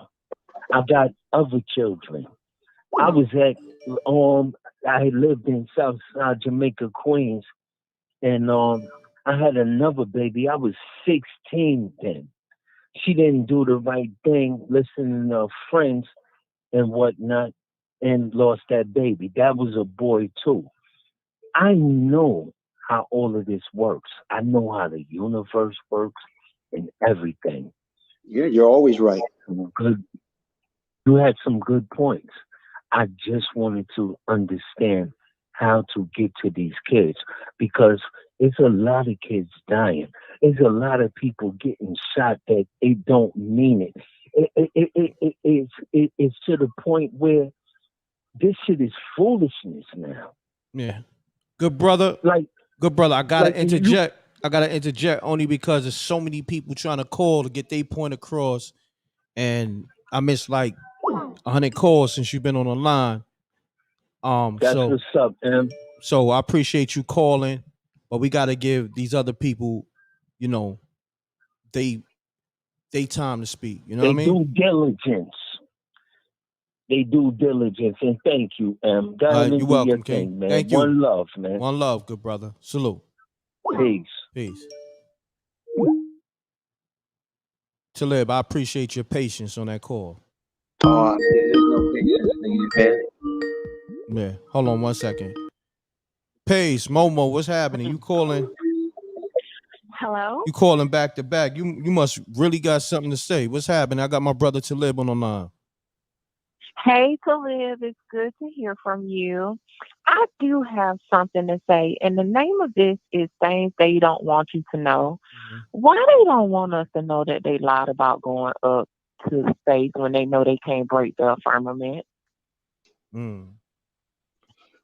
Why would they want to lie about going to space? Well, here's the thing. They didn't technically lie about going. They technically didn't lie about it. They didn't go to space. They were taken to space. There's two different things. Secondly, travel is not what people think it is. Spaceships aren't flying around in space. That's a misconception, right? Everything is dimensional. Everything's separated through vibrational frequency. Think about like the veil, right? So nothing's flying. You're not going to fly a ship a light year away and get there where anyone on it is alive. It's just, this is ridiculous thinking. This is actually what they have done is convinced everybody that they went there because one is they needed to, this is all about conscious superiority. Going to space at the time established them as the most intelligent, most dominant, and also established why America needed to be on top. You see what I'm saying? This was a psychological warfare tactic because they didn't go to space. That's the, if you know anything about cosmology, you know our moon doesn't even make sense. It doesn't make sense. It's not a satellite. It doesn't have its own axis and rotation. It's 4 times larger than it should be as a moon on around our planet. And it literally affects the gravitational pull and energetic field of our planet. No other moon in any other world does that. It's not, and guess what? It's not from Earth. So, yeah. Wow. It's not from Earth. It was blown or fell into our orbit, supposedly. But it's not. That's why it's hollow. It's a ship. There are beings on it. They're up there. And up there is not as far as your way, because you're right about a firmament. The blackness you see It's not. It's not real. It's a field. It's a field to keep you from seeing beyond. If you go back and look at there's over 35 theological texts of religions that exist throughout cultures and civilizations to date. You can find all of them have the same basic story. Everyone saw the heaven and the sky in its glory. Okay, this small dot star thing didn't exist 4,000 years ago. We have two additional layers of atmosphere that wasn't here 200 years ago. Okay, we can't see beyond it, and they can't go beyond it, and they don't want to go beyond it because the fugitives that are here put the bubble over us because they don't want nobody coming in here. Now they've been given a certain amount of time, and this is why I'll tell you now, and I will tell everybody in this audience: the sky is going to open up. And remember who told you this? The sky will open. It's gonna open up like the scrolls. It's going to open. The sky is going to open, right? Because they can't keep this field going, and as human consciousness is expanding and we become more aware, that bubble over us is only kept over us by our belief system. Free yourself. Free as you was put here to have whatever you desire. Your true desires bring harms to nobody. Your true desires is to help. You deserve it. You deserve to love yourself. Love yourself. You are beautiful. You are divine. You are flawless. You are perfect. There is no such thing as an imperfect particle. You are made of particles. You are the awareness of the universe itself having an individual experience. You deserve everything in this world. Yep. Another thing too, why he just didn't tell the people that Roe v. Wade thing, why they just didn't come clean with the people and say that she didn't want to have kids? Why they lie? You know, this lady lied on black men and said that she was raped in order to get an abortion, and it was a lie. She had a total of 3 kids. The third one she aborted. The other 2, they were in the system. Her mom was a drunk. She was raped at 10 years old. Like, why they didn't come out with her story and let people know like she was a horrible mom? Well, because remember, the real laws in this country are made by the Supreme Court. Always remember that. Okay, and now in order to pass laws, they have to have what? They need an incident. They need a reason for the law to exist. Right? We know for a long time that Planned Parenthood, Margaret Sanger, you understand where I'm going? Their goal was to what? Create a genocide. Not only just a genocide, but to control and begin to alter evolution. Right? So how is she going to do that? Notice there's things they're not telling you right now. One is people aren't reproducing anymore. It doesn't matter if they're getting abortions or not. You're not seeing babies everywhere anymore. There used to be a baby season. But people aren't reproducing. They're not being socially promoted to reproduce because they're changing everything. They're changing everything to a technological aspect. They don't want you to just reproduce anymore because now they're figuring out a way to make people, because they know that people are just conscious energy spirits floating around, having experiences, expanding the universe. They're trying to find a way to capture those things and bring them in here. Yep. They don't want you to shift. Their whole goal is to keep you here. So they need as much confusion. Listen, they are about to create so much confusion so they can try to lock us all back in the house again. Because when they locked you all in the house last time, there was a great psychological factor that occurred. You think it was just about you wiping people out. All this, it's not. They are turning this society and consciousness to another level. It's going in another direction. So what? You cannot introduce AI, computers, robots, and all this other stuff if you have a market saturated by human labor. Don't you understand? That's what Ford did in the first place. Everybody go look it up if you don't believe me. Henry Ford, how he started the assembly line was he took a bunch of disabled people, saw what they were capable of, and made machine parts to duplicate what they were doing. People care about you. The aliens, they don't even call you a body, man. You're a spirit, man. They love that. That which you're in, they just call it a canister. They don't care about your canister. This is a very popular suit in the universe. This is a very popular space suit, man. It can do everything. You want to know why they abduct you? Because you are of God. Why wouldn't they want to study their makers? Keep you trapped down here and made you believe you're just a mortal man. I know, try to make us seem like we are the undesirable. That's what that Margaret Singer lady was saying. Like, who are you? Like, I just wish that we could just rise up from this and become as one and just take back what belongs to us. All we need to do is shift into a reality where that already is. This place is perfectly designed to be the hellscape that it is. If you're ready to leave the hellscape, go to somewhere that isn't. Well, thank you so much. Thank you guys so much. Y'all have an awesome night. Thank you. Have a great night. Appreciate you, Momo.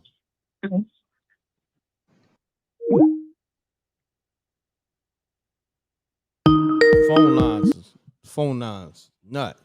Pace. State your name, where you calling from. Keep it clean. Let's get it.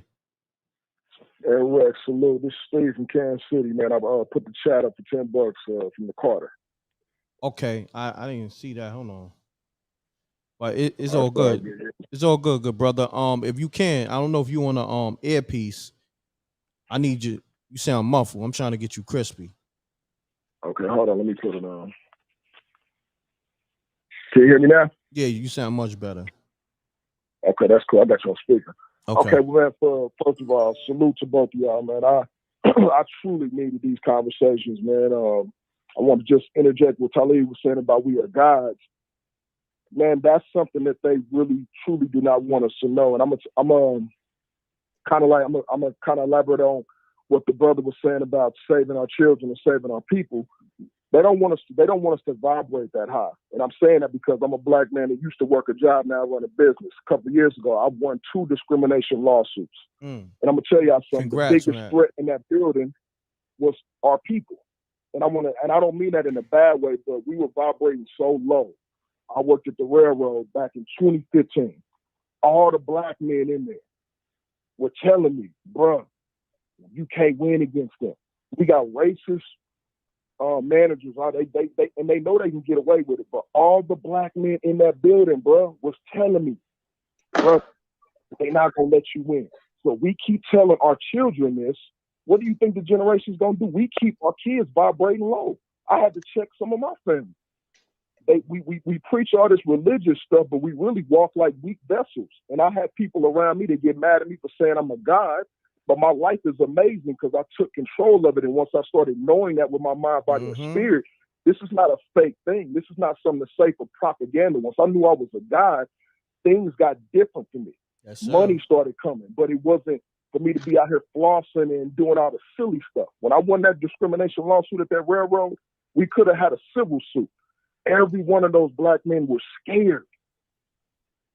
That's where they got us at, the fear. Mm-hmm. You know, I'm a street dude, man. I work jobs and I've been on the street, so I can't be controlled by that fear. So I had another job after that, got my CDL, started a company, and I started working at a food distribution place. Same thing happened, and that's when the Most High let me know, dude, you are a God. These things are not going to change unless you stop going. You are the problem because you're not slave-minded like the rest of these brothers. You see what I'm saying? And it hurt me because it were gentlemen and they're older than me telling me, young brother, these white people ain't going to let you win. If you keep acting like that, they're going to fire you. And that's what we're subjected to. Our brains are just so stuck. Like, that's why you know what happens with black men? We hold in all this frustration that we want to give to the oppressor, but we're afraid to give it to them. So you know what happens? We go back and we destroy ourselves. We don't like to see each other win. We kill each other in a heartbeat. I got into it with a racist cop at Gold's Gym years ago, and then they broke his jaw. It was a white dude. All of my people said, man, you're crazy. Listen to how desensitized we are. They telling me I'm crazy for fighting back. But we tell our kids to stay in fear of these white dudes when they pull us over. Just comply, just don't give them no reason. That's our problem. I will hurt a white cop in a minute if he's racist. And I'll be willing to die for that. But that's what I'm saying. We don't have people like that. We sit and we beg and we march and we cry. All that stuff gotta stop, man. We gotta really move like guys. But we don't have enough people to do that because we're stuck in fear. You know what I'm saying? When I won my second discrimination lawsuit, it was the same type of a situation. all the black men in the building were afraid. And they all was giving me that slave speech. Hey, man, you need to be quiet. This white man's not going to let you win. If we keep preaching that and telling our people that, that's what's going to happen. You know what happens at these jobs? These black men, they take all that frustration home. They don't give it back to the oppressor. They take it to their families. Then we hate on each other. We sit and kill each other over colors, but if a racist cop walks through your neighborhood saying the N-word, saying I kill all of y'all, ain't nobody gonna do nothing. You understand what I'm saying? Facts. And I had to wake up from all of this, man. So that statement that Talib just said about us being gods, man, that is some of the realest stuff possible. I had once, like, M.Reck, I talked to you last year. I think it was in 2021 when that great conjunction happened. And then you had the spooky eye. Mm-hmm. And that, Talib, I don't know if you're still there. Can you hear me? Yes, sir. Yes, sir. I'm just enjoying and listening to you share, brother. Thank you for sharing. Oh, I appreciate it, man. I'm sorry. And M.Reck, I'm sorry for taking too long, but it's hard for me to connect with people like this, man. So when I get a chance to talk to you, I'm just super excited to share, you know, because people look at you like you crazy. Now you like, good. You good, people good brother. around me, I had to, excuse me? Nah, I said you good, good brother. We listening. Oh, man, I had to literally distance myself from so many people around me because I knew the energy was shifting. It was like, it was forcing me. I can't even eat certain kind of foods no more. That's when I knew something was changing. So when I hear y'all talk about them trying to dumb us down, the frequency in the universe is changing, I actually feel it because that year, the Great Conjunction, last year, M.Reck, I called you. I think it was on, that Great Conjunction happened like on a Sunday or Saturday. So I called it on Spooky Hour, and there was a big halo circle in the sky. And I spoke to you about it on Spooky Hour, but that whole week of that Great Conjunction, there was so many things that were happening with me that I could not talk to the average-minded person about because they would tell me I'm crazy. Mm-hmm. But that was the week that I started my company, and my company took off. Salute. But I had Congrats already on that. seen it. Mm-hmm. I had already seen it that week before. Everything that was happening to my people were calling. I would just have a thought. I was vibrating so high that it almost spooked me for a minute. I was vibrating so high that when I would have a thought of the things that I really wanted, that's when I knew that was the self I was supposed to be. But I had to get my consciousness there. We're so dumbed down. You know what I'm saying? Like, let me just say this, brother. Let me say this, brother. You wasn't dumped down. What you was the moment you began to practice self-love. This is science fact, yo. When your heart is restricted, you cannot be creative. Okay? And when the heart is restricted, it's in survival mode. And when you're in survival mode, you cannot manifest, you cannot bring things to you in a state of survival. The moment you let go of that survival mode and bring self-love back in and know that you deserve better, all those things gonna line up. And in your story, that's exactly what you're saying. You're giving an example of how you could have went one way, how it was being presented. The world was showing it to you one way you could have accepted, but you decided to accept what was coming from within. Is that I love myself. This is not self-love, and I deserve better. And when you realized what you wanted, which meant you had to go through contrast, remember, all of this serves us. If you experience something you don't like, it's literally showing you what you truly want. Everything you don't want is a mirror reflection of what you do want. There's right there your 7 hermetic laws of the polarity and correspondence. You see what I'm saying?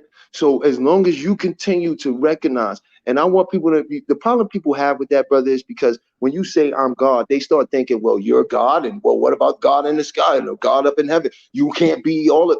No, you have to understand the real, true, one divine creator, that is you. The true divine creator has created a universe in which it can experience itself. Yes. You are the creator, and this is just an expression of the creator. So yes, you are God. Do you see where I'm at? But people don't understand that, so they lose the context, and they start thinking and assuming and coming from a place of arrogance and ego and saying, well, how dare you? You're not God, because if you're God, that means I can't be God. But no, everyone around you is God. And thought travels faster than light.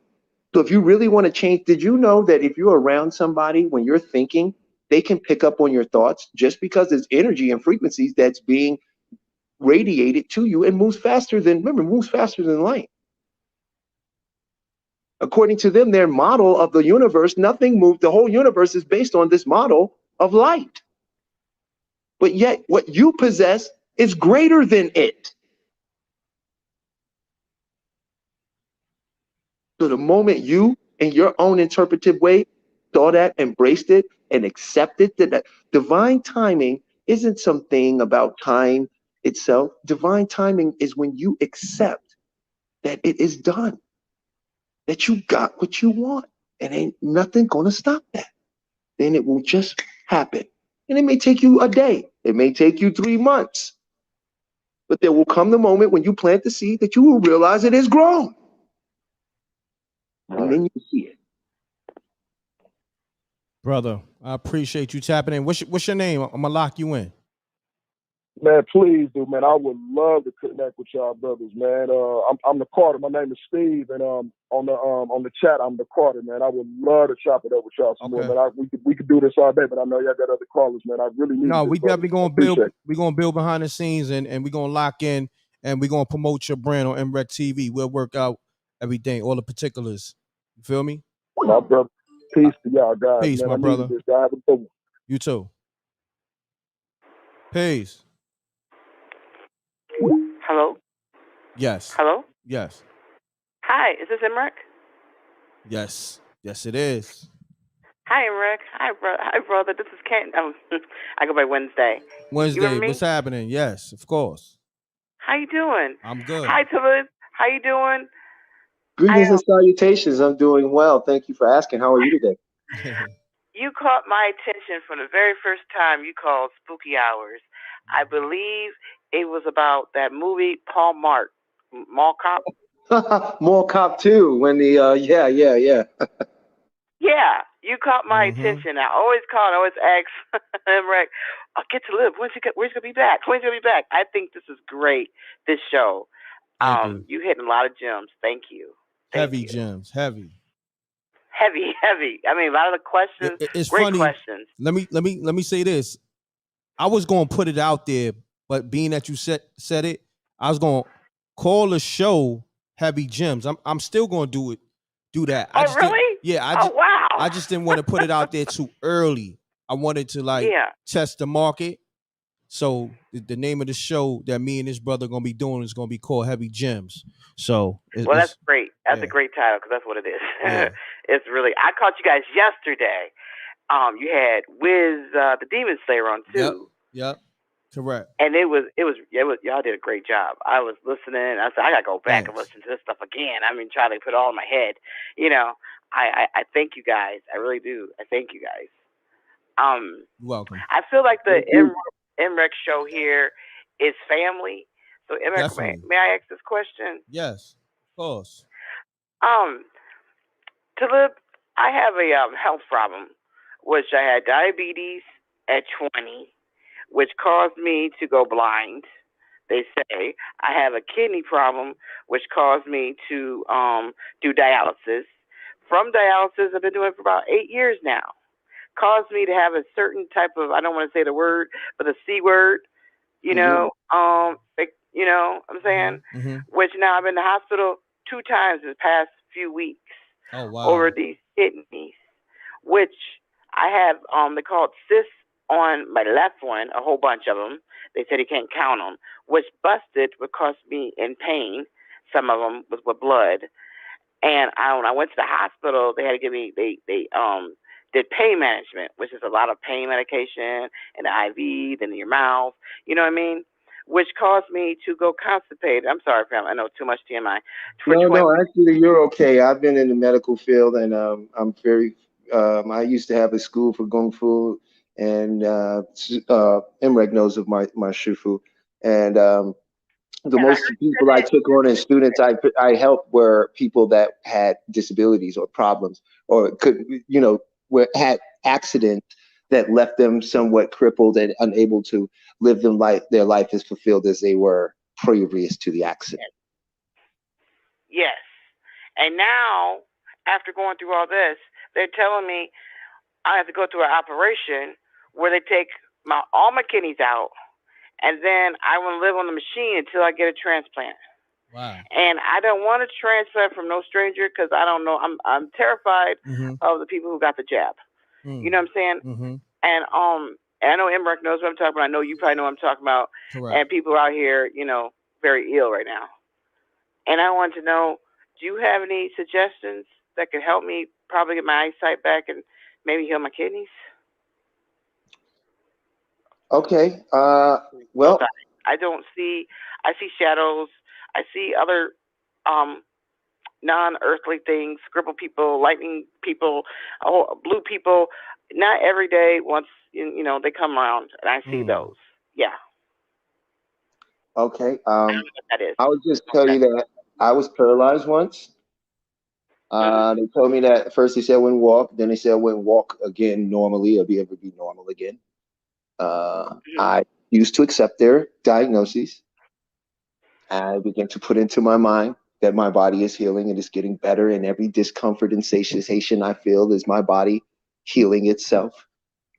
That was one thing I did. Secondly, if you go into this a state kin to sleep, as I was speaking of, and if you can see yourself, see, if you want to talk to God, then you must talk to God through your imagine. God is your own wonderful imagination.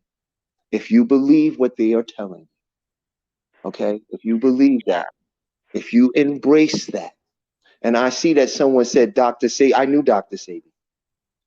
And I will tell you right now, none of that stuff will help if you don't believe it'll work. It'll work. I'm going to tell you that. Okay? It doesn't work that way. This is a mental universe. This is a mental universe. When you go to sleep tonight, before you fall asleep, you lay there and you create an imagination, a 30-second clip of the doctor telling you, I can't believe everything has reversed. And you sitting there saying, this is great. This is wonderful. I'm so happy. And I want you to create a 30-second clip in your mind. Okay? And I want you to bring all the feelings of the doctor, hear that doctor's voice saying to you, feel what is being said to you. Yeah. Okay? And capture that feeling. Capture that feeling. It should make you laugh. It should make you might want to cry. You might feel relief. I'm crying now. And that's when you go to sleep. Yeah. Because you know what? In my sleep, I am normal. I can see. I could do anything. I can see my kids. You know, I have 5 kids, 5 beautiful kids. I don't know nothing about them anymore. Like their faces, they're grown up. It's been 7 years. I haven't seen them. I haven't their faces. I only know them from 7 years ago. I'm talking to them from 7 years ago in my head. You know what I mean? And it hurts me. It hurts me. My daughter's graduated. My son's graduated. I have a 7-year-old baby. I have no idea what he looks like. I'm talking to them, and it hurts me. And I'm going through it. I am going through it. Sorry. No, you okay. No, you good. And I want to thank you for sharing and let you know that. And now everything's going to get better, because I'll tell you this now. I am now imagining you better. And everyone in this chat is imagining to getting you calling back in, telling us you can't believe what happened. We're all now on your side. Now, I want to tell you a piece of science that's going to make you feel better. Okay. You don't even see with your eyes. No. What people seeing with their eyes is actually being projected into the back of their minds. You are seeing from inside of your mind.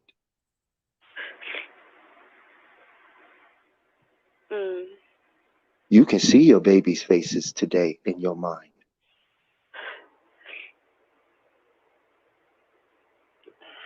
You are very powerful at visualization now. You're more powerful than most people.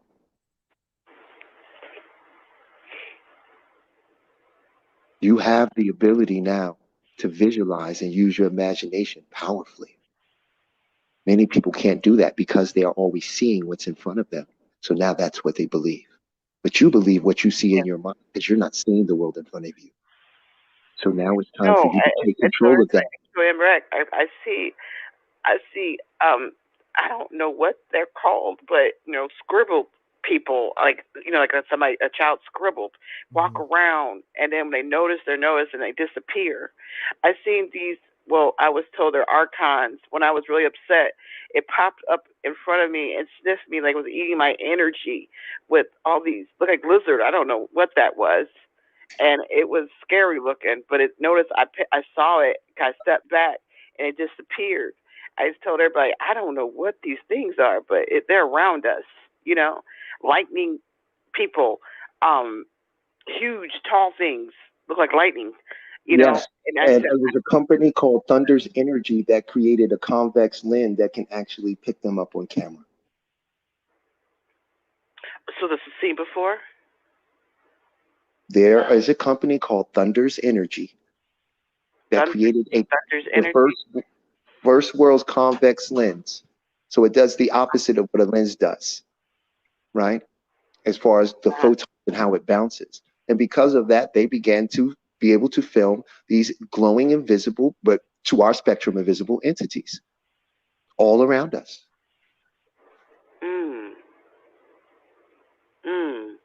Well, they're around us.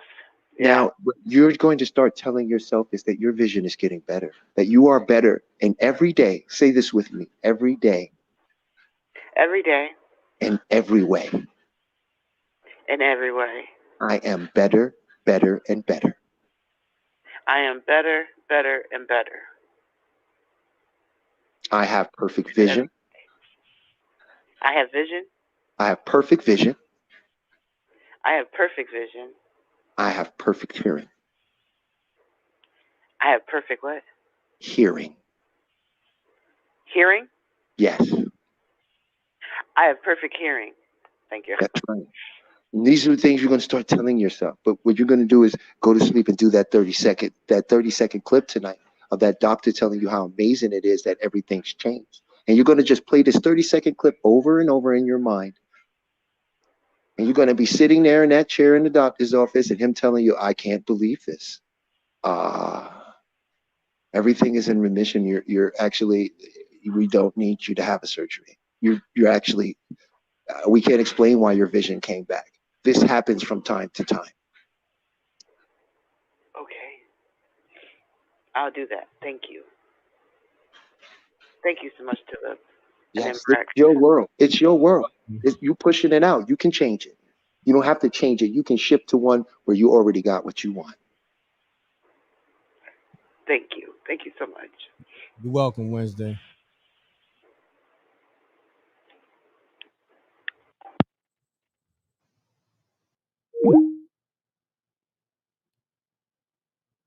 Talib, you there? Yes, I'm here. Oh, man. That was powerful, my brother. Thank you for that. Hold on 1 second. Jerome, what's happening, good brother?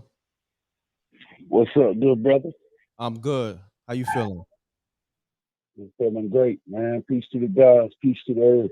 Peace to the gods, peace to the earth. What's happening, good brother? I got my brother Talib on the line with me. He dropping straight gems, man. Heavy gems, facts.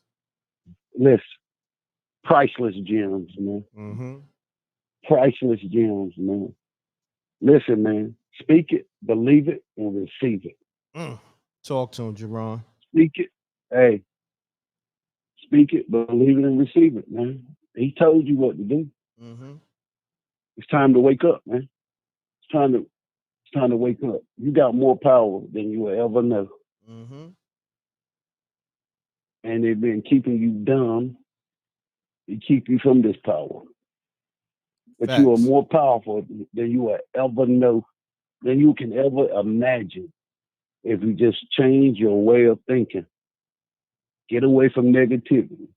Don't even think negative. You got to practice it, though. Got to practice it. But you got to visualize it.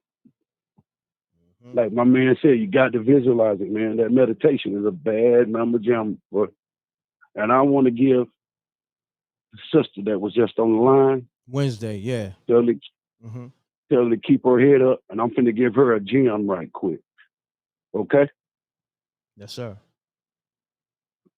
The gem, if she wanna reverse what she got going on, he gave her to visualize it Mm-hmm. as it's being reversed. But I'm gonna give her another gem, and this comes from Indians.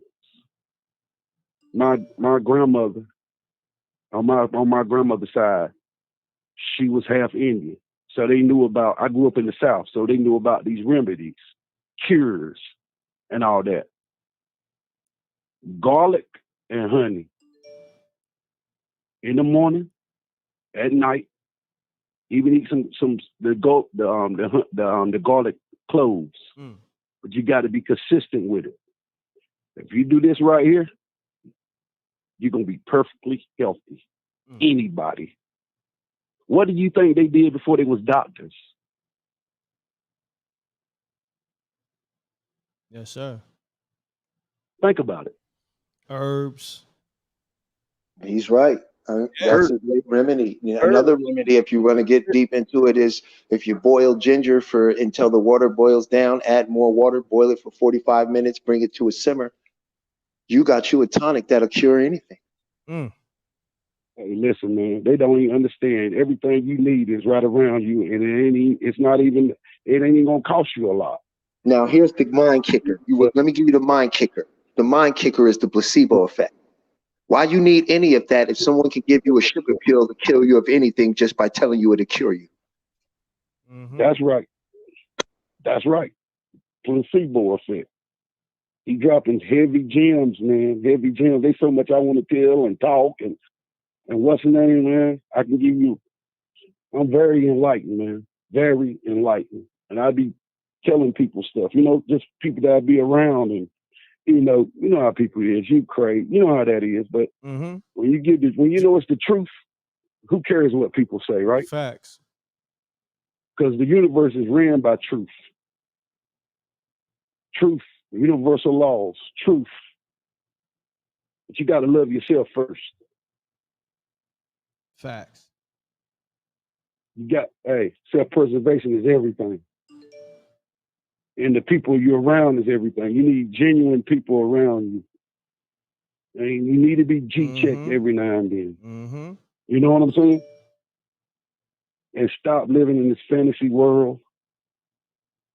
Stop believing these people on television, because they basically is telling a lie vision. Okay? Think opposite. And do your homework. But I ain't gonna hold the line up, man. Your sister, get that honey and that garlic, that ginger. Listen to me. And when you do, 3, 4, 5, 6 months, however long, call M.Reck back and tell us how you doing. But you got to be consistent with it. No matter how bad you might think it tastes, honey is one of the most powerful thing in the universe. Here's a little interesting fact about honey. Honey never expires. But it's got to be the honey where you stay at. You get what I'm saying? It's got to be raw honey. It can't be no store-bought honey. It's got to be where you stay at, in the area you stay at. You're talking about the honeycomb. That's around you, huh? The honeycomb. That's right. You got to go on the farm and get it. Somebody that raises bees and produces honey. That's what you got to get. And you got to get the garlic cloves, not no powdered garlic from the store. You got to get the real garlic. You do them things right there, watch your health. Everybody needs to do this. He's absolutely right about that. But if you choose to take the physical nutritious route, I'm gonna always be a proponent of the moment you start changing your thinking, taking control of your mind, and dictating your reality, the 3D world has no choice but to follow. So the moment you tell yourself you are healthy, that your mind is strong, and that with every breath you take, you become more aware and greater and wiser, then you're going to be subjective to whatever comes before you. But you can stop that at any point, because you have no beginning, no end. This is not the first time this is happening. This is not the only time this will happen. This is happening in many different ways right now. Every decision you didn't make or could have made is already a possible reality. The only way you step into them is your awareness. So step into the awareness Wednesday of you being healthy. And this wonderful story of how you went through this, and it gave you a great gift of the ability to use your visualization, imaginative acts even better. You drop heavy gems. You dropping heavy gems, man. Heavy gems. Heavy. That's the name of the Heavy show. gems, man. That's the name of the show, good brother. Listen. And we got, guess what? We got to give everybody the information, man. Mm-hmm. Get out of your comfort zone. Stop being stubborn. Mm-hmm. You got to get out of that comfort zone, man. And guess what? Remember this too. Have courage no matter what, because it's going to be what it's going to be. But don't be stupid either, though. Right. Jerron, my brother, man, I appreciate you tapping in. Hey, man, always I a pleasure. love y'all, man. Thank you. Keep Love doing is your love, thing. man. Love you, brother. Keep dropping them gems. M.Reck, you know I'm always rooting for you, brother, no Always. matter what. You are the people's champ. If you ain't riding with M.Reck, you are whack. Y'all think. Salute, King. I appreciate Salute, that. King. I got to bust a shot for that. Salute. Do your thing, brother. Salute. All right, Jerron. Peace, my brother. Yeah. Talib, you know, I was building with you right before Jerron called. They just gonna keep calling, but hold on, I hold off on the calls real quick because I gotta build with Talib. What he did for Wednesday, that right there was amazing, brother. Amazing. You know? Hold on. I'm trying to hold off on the calls, y'all. Real quick. Can you hear me, Talib? Yes, sir. Yeah, they gonna just keep calling. Wow. I'll talk to people, you know. Peace. What's up? What's up? Just Big Father. What's up, M.Reck? What's going on, good brother? Ain't nothing. I just wanted to call in and say, man, look, I really appreciate what you want to live doing, and I just been sitting back just listening, and I just wanted to bring some good energy in real quick and just tell y'all keep doing y'all thing. Thank you, my brother. Thank you, bro. No problem. Thank you. No problem. All right, my brother. No problem. Peace. Wow, that was powerful too. Like, man, like I was saying to you, damn, phone line lit. Peace. Peace, M.Reck. What's up, man? What's up, Talib? What you doing, sir? What's going on? Peace. I am magnanimously fantastic, brother. Thank you for asking. Most definitely. I've been listening to you guys since last night. I couldn't wait for it today. But yes, I have a few questions. I know we're living on a hijacked planet, right? And, you know, there's certain entities here that are, you know, keeping us down and things like that. And but one more thing, you could tell this planet was created with love. The God that created this planet created it with so much love, because when you go to the islands, when you travel the world, all the different fruits of nature, we weren't even supposed to be made to be eating meat and, you know, consuming our bodies with flesh.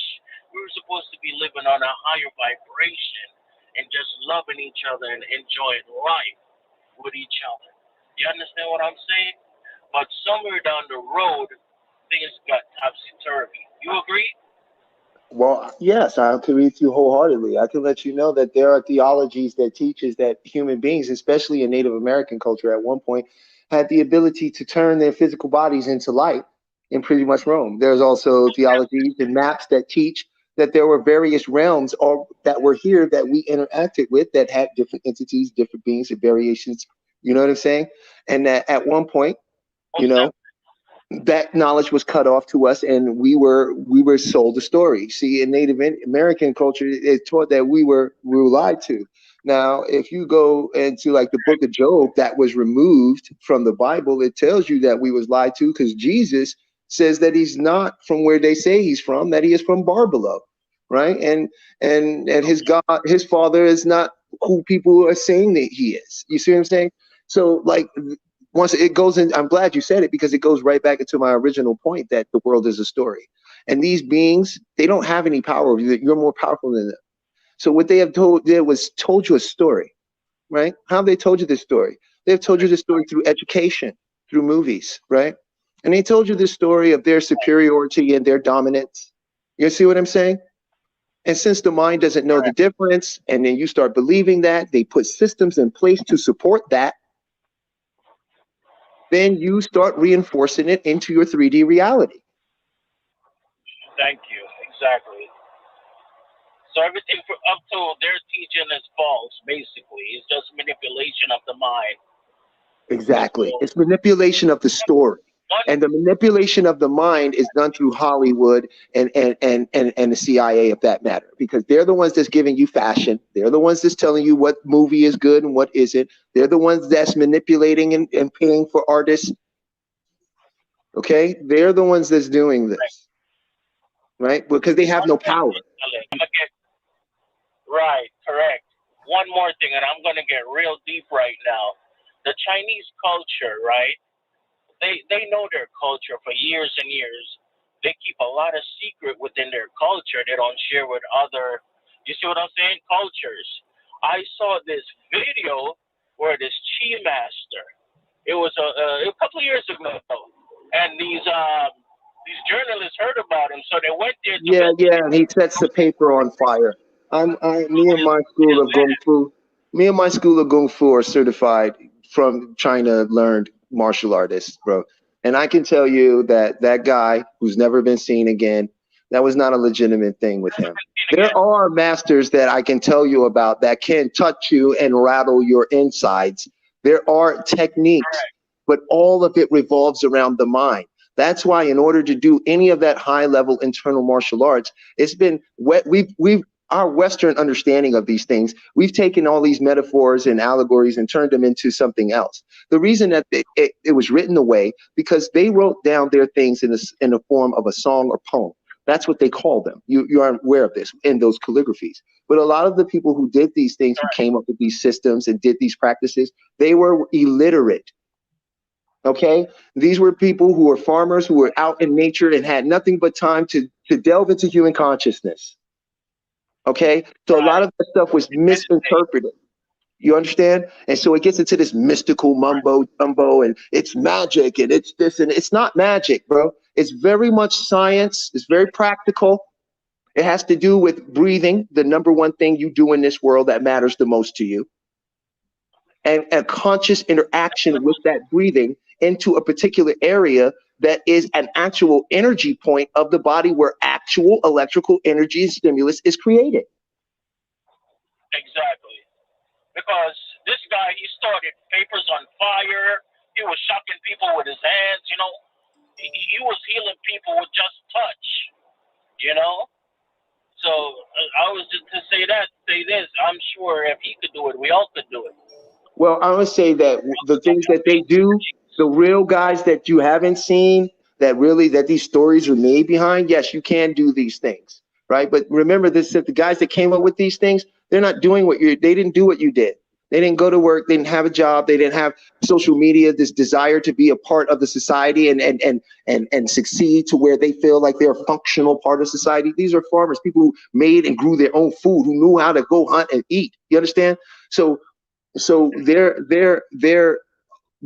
involvement with that type of conscious study and development was greater than sometimes what you're willing to put in here.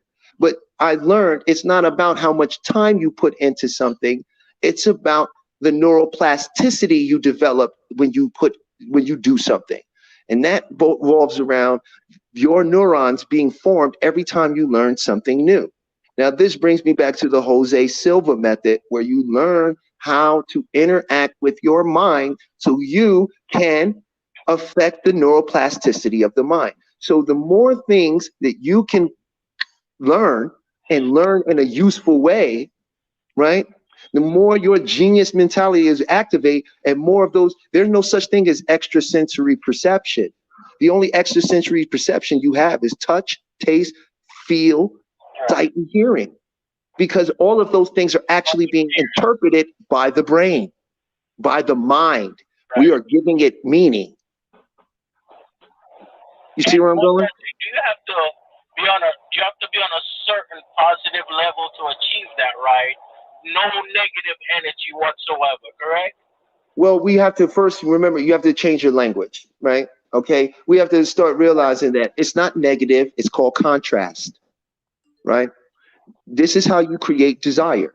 When you encounter things you do not like and do not want, they bring light to the things you do want.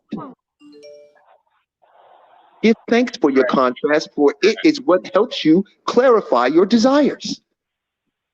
There is no negative if all of this is already.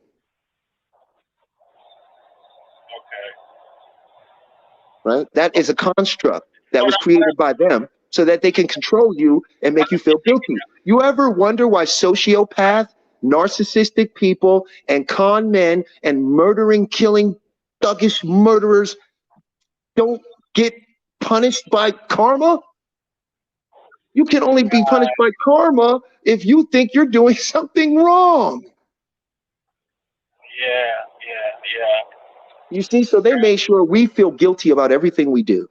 State of the mind, right? Lose your guilt. The mind. That's right. That's good, man. I really appreciate you. Thank you, man. We need you more, man. We need you more. We need all this positive vibration and all this positive talk. One more thing. The youth of today, right? I know the guy was talking about they're killing each other and how can we save them, right? Say we come up with a way to reach out to the youth, right? And they reject it. What do we do? Here's what I'm saying to you. That's an imaginative act, right? Because we haven't done that, right? Right? And your imagination is yours, correct? It's your imagination, no one but yours, right? So why would you ever use your imagination against you? It's true. It's true. Because they're a hard bargain, man. They're a hard bargain. Well, remember this. I told the other guy earlier, you're always right.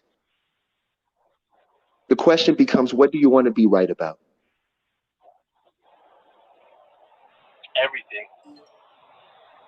Then guess what? It's going to be easy to get to them. And when we go out to the youth, they're going to be so happy and receptive that we're coming to them with an actual solution and incorporating them into it, that they'll be extremely receptive. It'll be more successful than we could even imagine. Yes. And then black people as a whole, we could, start just manifesting destiny at a higher, more positive rate. But it is what it is, What we are, because this is happening right now. And this is now. Right. It is happening. See, all things are happening. What do you choose to give your awareness to? Awesome. One of the young people we are speaking of right now, one of the young people we're talking about, the young people today, they just came up to my door selling candy for their uniforms for a football team. That's the exact opposite of what everybody's talking about. But remember what I think. I think the best. So look what I just experienced. Yes. Yes, most definitely. My brother, thanks for calling in, my brother. I don't know if you calling from your truck, but next time if you can, because your phone was a little choppy. But next time your phone sound a little spooky. You know the show is real serious. All right, hit them ear horns. I appreciate that. Salute to all my truckers. You dig? So you get a pass for that. Salute. Salute, M.Reck, man. One love, my brother. Salute. One love, brother. Man, listen, this is powerful, man. The people definitely man, they appreciating this. So I want to just salute everybody calling in, everybody in the chat room, everybody tuned in. Make sure you hit the like button. My brother Talib is really showing y'all he the truth. You know what I mean? Like this brother studied a lot, studies on the regular. This is not, and then he's not just giving you word for word the stuff he studied. This is stuff that he really did the knowledge with, and he's articulating it in his way. So I want y'all to understand that. Because some people, you know, they have knowledge, but a lot of times they just giving you what they read. They didn't really, you know, do the knowledge with it. This brother right here is the truth. That's all I'm gonna say. You know what I mean? It's different. It's a difference. It's a big difference. You know. So on that note, man, we've been rocking for like 2 hours or so. You know, the calls gonna keep coming in, and the people. That's how powerful. You know what I mean? All right, I'm gonna take this last call. We're gonna take this last call. Peace. Hey, what's up, M.Reck? How you doing? I'm good. Peace. What's your name? This is Miss Diligent. Oh, Miss Diligent. What's happening with you? Nothing, chilling. I think you probably a little bypassed my question that I asked to Mr. Talib. How you doing, Mr. Talib? I'm doing well. Thank you for asking. How are you this evening? I'm doing good. Highly favored and blessed. Thank you. That's wonderful. Yeah. Yes, I was asking the question in regards to the pineal gland and how important it is and what's the powers that the pineal gland actually holds. If you know anything about it. Okay. The pineal gland is what is also known as the third eye, but it is not the crown chakra. Mm-hmm. Right? There is a chakra above the pineal gland, but the pineal gland is called the third eye because of this reason. When they studied it and researched it, and this is phenomenal, it actually fires off photons. Mm. Remember, your whole world is being created through photons. Those are the particles that you use for what you're calling visible reality. This is why when people do certain psychedelics or they meditate and reach a certain state where they activate the pineal gland, they have very visual stimulus. And it doesn't fire off the RBG cones that are normal, which is the red, blue, and green that are cones and rods to fire off. It fires off something like a purple and yellow and magenta and something like that, which is very much deeper in the color spectrum. You know this because TVs they offer have magenta and yellow in it, and these are the ones that are OLED that they're telling you give you the realest image. Mm. Which is just reinforcing that we're living in a show. You're living in a movie. You are the movie. You are the main character. You got background. You got co-stars.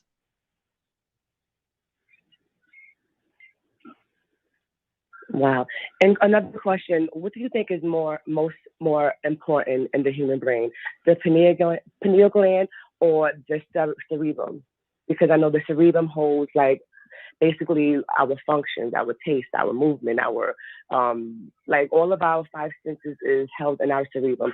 What do you think is more important from the two? They are two sides of a pendulum. What do you think is more important on a quarter, the head or the tail? I would say the tail. Why? They're inseparable because they're on the same. They're made of the same material, and one is just on the other side of the other. You take one away, you lose the value of it. You see what I'm saying? They're equal in their importance as far as functionality is concerned. Because missing one, the cerebrum is producing what you're calling the world you're experiencing. It's not coming from your eyes, it's coming from your cerebrum. It's being bounced off back there, and your mind, your consciousness, awareness is interpreting it. So you lose that, then you lose connection to being what you're calling alive. But then on the other end, you use the pineal gland, then you lose connection to your ability to interpret being alive. Wow, I didn't think about it that way. Wow. And just one more question, because I don't want to hold up all the time. I know other people want to call. How do one charge their pineal gland? And also, do you think, like I would say, past life trauma or past life death affects the reincarnation of a person's pineal gland when they, come back into this world? Is it like some correlation within your past life and then the person that you are today? Well, here's the thing, right? You are God. God is you, being broken down into an experience.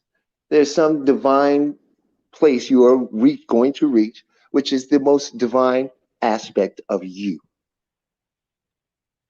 Okay? And you will reach trials and tribulations that are always going to bring you to your desires, which will bring you always closer to what you are. Yes. I hope that answers that. I hear you and I got you. Thank you so much. Thank you. You're welcome. Okay. Yes. All right. Thank you. Thanks so much. I appreciate you. All right. I appreciate you. All right. All right. Peace, Mr. Diligent. All right. So this is what we're going to do. Phone lines, we're going to retire that tonight. Respectfully. Thank you, everybody, for calling. And we're going to answer one more question in the chat. I got it on the screen because my brother been answering questions all night, dropping gems all night. Let this brother get his rest, his peace. And, he got a lot going on. So, Robert Talib, can you see the question that's highlighted on the screen? Hold on a second here. It says, can you ask the code? Or what fact or the fact modern technology can't even move a boulder? Oh yeah, well that's because I would let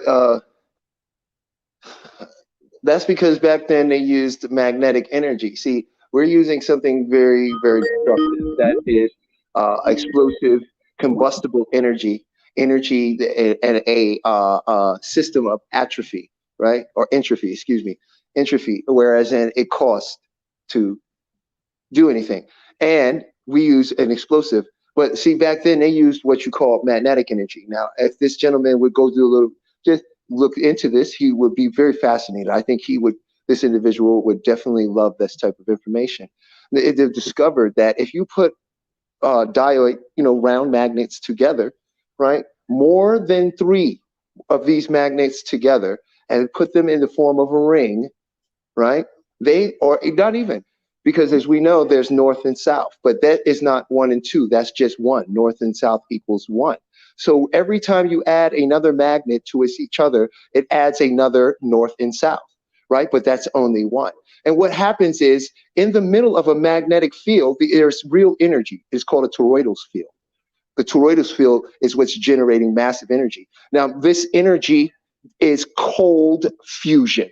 Now, if this gentleman who's asking this question knows what cold fusion is, his jaw should be on the floor, because if he's done any research, he'll start going, wait a minute, that's impossible. But it's not impossible because magnets do create toroidal field. And this is energy out of nothing. As far as Antarctica ice shelf is concerned, this is a story that's been told to us. This is a dimension. Is it round? Is it square? Is it flat? That is for your own imaginative act, okay? But there are dimensions and more land around us than they care to tell. There was General Admiral Byrd, who had a ship sunk when he went up there and tried to stop the rest of the Nazis. Now, supposedly, these Nazis, who was a part of the Vril, which was one of the older societies that was doing summonings and contacting what people today in the UFO community are calling archons, right? So once this occurred, right, you find yourself in where you are today, with where the United States government, along with every other government, formed what we know as the United Nations, had all scientists get together, write up a thing and say that this is all land of research. We are never to go back there because these Nazi guys up here have obviously partnered with the beings that we rejected. And that's a fact. So Antarctica shelf is just a story to keep people from going anywhere near the North Pole or the South Pole. You know this because I dare anyone to look up flights. Just look up flights and on Google, and you'll get a map that comes up, and it'll show you the flights and their patterns. You will see that they take the most ridiculous patterns to get to places that they could just merely fly down and across, but they won't. They only fly in one direction. You don't know what the world is or how big it is because the people that's been lying to you has told you how big the world is and what it is. I hope that answers the question. My brother, appreciate you, man. Yo, you sharp as a razor. I got some questions real quick. This is just real quick. How long you been studying, good brother? Pretty much since I can remember. It began when I was very young. When I was a kid, I used to put myself to sleep to like classical music. No one ever taught me how to read. I would watch people do things and I could just remember how to do it. So, when I was young, I used to have this weird thing happen to me with time all the time. And I didn't believe time was real. I thought that time was an illusion. So that's what took me on my path throughout my entire life of trying to figure out why time seemed to do certain things with me that didn't make sense according to the way they say the world is supposed to operate. And it led me down a very long path. And there's some other things that I could get into that actually led me to this. But I have been, when I was young, my mother and my aunt and them, they used to be in the, what you would call the Black conscious community. They used to go and I would go see Francis Cress Welsing, Dr. Ben, Dr. Jeffrey, all these people. I would sit around and read when I was a little kid. My mother gave me the little black book. It teaches you what to do when the police stop you, how to move around as a young black man so you don't get caught up. So it started when I was really young, but it really came through my own internal experiences. I died when I was 7 years old. So, and I had a different experience because I was 7, because I wasn't, super given images of, what certain things were supposed to be. I had a very different experience. I can tell you that the guy last night who talked about being in a place that's very true. There is a place, it's a city. It looks gray almost, but when you step down on the ground, everything comes to life. No one actually talks with their mouth. They all talk with their mind, but the expression of what they're saying is on their face. And if you're not supposed to be there, the first thing, they'll usually look at you like you're crazy. And then they'll say to you, you're not supposed to be here. Then I guess, your awareness or whatever happens, you usually get pulled back into your own body. And he's right, and she was right, especially most people who do come back. If you really go somewhere and you feel it, you don't want to come back. Especially when you get back, you don't feel the same. So it's like, oh, I already went through this. I don't want to be back doing this again. I was already gone. Right. But everybody that comes back, it's because you resonate at a frequency where you don't realize it, because movies make you think that in order to change the world, you're going to have to be on this stage with 50 million people and everybody's following and watching and liking you. That's not true. Because you never know who you help. You never know what that person's meant to do in this world. Mm-hmm. You never know. It's the little things. It's the little things. You never know who you truly are until the day comes upon you to be who you truly are. Correct. So my brother, I ain't gonna hold you. It was a blessing. My mother was trying to call in the show, man. Your mother? Yeah. What's her number? Oh, well, hold on. I don't want you to put a number on blast. You want to text it to me and I could call her? All right. Yeah, text it to me. Let's get on the line. Oh, what? Yeah. What's the area code? I probably 702. 702. All right, let me see. I'm opening up the app now. I know people trying to call. Hopefully they don't. Let me see. 702. Do I see a 702 number? 702. Yeah, I do see a 702. Is it? I'm gonna just read the first 3 numbers. 583. Yeah. Okay, we're gonna call her right now. What's her name? Huh? Oh, what's her name? Ivy. Ivy. Okay. Oh, damn. Somebody else is calling. Hold on. All right.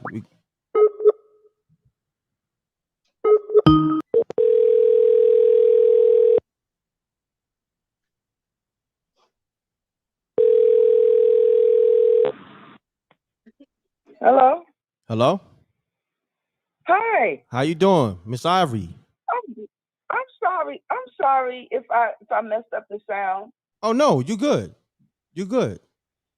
You're good. How you doing? Oh, okay. I'm good. I have your son. I have your son on the sorry. line. I have your son on the line. Yeah, I wanted.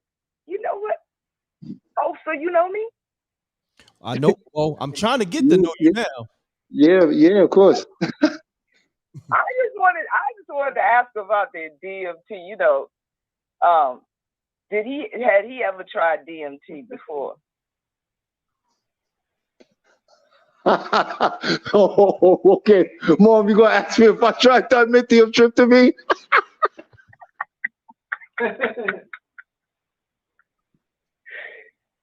I have an experience about trying it.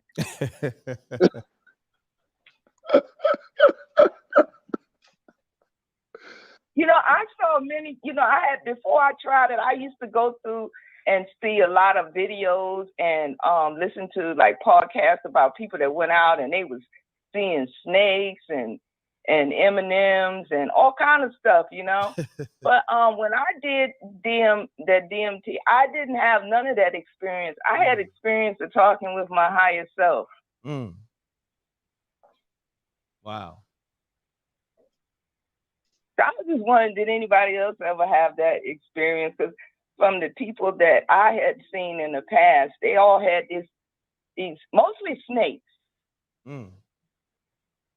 Well, that always depends. Like, I mean, dimethyltryptamine can be consumed in various ways. If you smoking dimethyltryptamine, you know what I'm saying. You're gonna have a different experience. And the thing about it is, dimethyltryptamine is what is produced by the thalamus gland upon death. So it opens up that portal for you. You see what I'm saying? They created a synthetic way of giving it to you that allows you to actually experience it. But here's the thing. See, this is why the difference in when you get the dimethyltryptamine through the Psychotropis viridis, which is the ayahuasca, the ayahuasca is the bark of the plant, right? But that bark of the plant, the reason they use that is because your body will not properly intake or break down dimethyltryptamine unless this particular enzyme in your body is not functioning, because that's the only way. It's on so you don't trip, so you just stay grounded. You see what I'm saying? So that synthetic one is going to take you to a different place. But here's the thing. Everybody who's done a synthetic one had the same trip of seeing the clowns, snakes, M&M men, and weird ass shit like that. Everyone else, and this is a fact, everyone else who did it with the ayahuasca and went, if you don't, you didn't take enough for a visual trip. You feel what I'm saying? You just took enough to go into deep into your subconscious and speak with your higher self. That's not a visual trip. You see what I'm saying? But everyone who's taken it has gone to the forest, this jungle. I've been there, and beyond this jungle is a crystal city. And everyone who's done it, and everyone who spoke to the Minotaur man, which I did, and everyone else who's went past and spoke to the alien-looking people or spoke with they self and had these weird experiences came out and they never did drugs again. They use the treatment still currently right now down in Brazil. Yes, yeah, I've heard about that. I got one more question before I hang up. I've been looking at this different type of information, and people are videotaping what they saying, an opening, like a round opening, and they saying like it's not like the sun because it's at night. Have you seen that? Wait, you're saying what? Say that one more time. Like a round opening in the sky. The way they see it when they show you the video of it, it's I think she's talking about the CERN. The clouds are around it. Oh, well, the reason you're seeing that's a magnetic field. That's what that's created by. There are magnetic bubbles and things like that happening all the time right now. You're going to see a lot more of them because they've been using a HARP machine for a while. And remember what HARP is doing. HARP is taking microwaves and slingshotting it into the ionosphere and bouncing it back down. Right? And this is creating all kind of magnetic pockets and stuff all over the place. That's very interesting. Well, And remember, clouds are formed. What are clouds? Clouds are still particles. What is rain? Rain is formed when moisture forms and magnetically from magnetic field forms around a particle, a droplet, and it falls because of the weight from the cloud being heavier than the sky. It falls, and as it falls down, it gains mass, and you call it a raindrop. But it started as dust. So of course clouds are going to be looking weird. And this is why they've created more names beyond your basic Sirius and Stratus and Cumulus and Nimbus. Yeah, because rain's not rain anymore. No, because of all of the particles that they've been spraying in the air, mainly aluminum, beryllium, and strontium. But that was a part of Operation Solar Shield. It's not, you don't need to look into chemtrails. Just Operation Solar Shield says that they are actually chemtrailing the sky so that they can reflect solar particles back up to the sky because solar particles are bouncing through, and they say that's what destroyed the atmosphere on Mars. But what they also put in that into that journal that they don't talk about, but it's in the journal, is that every time they do this, they open up portals. That's interesting. Anyway, Thank you guys so much. I appreciate y'all. Thank you. We appreciate you. You're welcome. Thank you. Bye. Take care, mama love. That was your mom's? That's crazy. Yeah. Wow, my brother, that was amazing right there too. Wow. Believe it or not, my mother always calls me with questions, though. Of course you do. Did you read this article? Oh, yes, I did. I happened to read that article. Wow.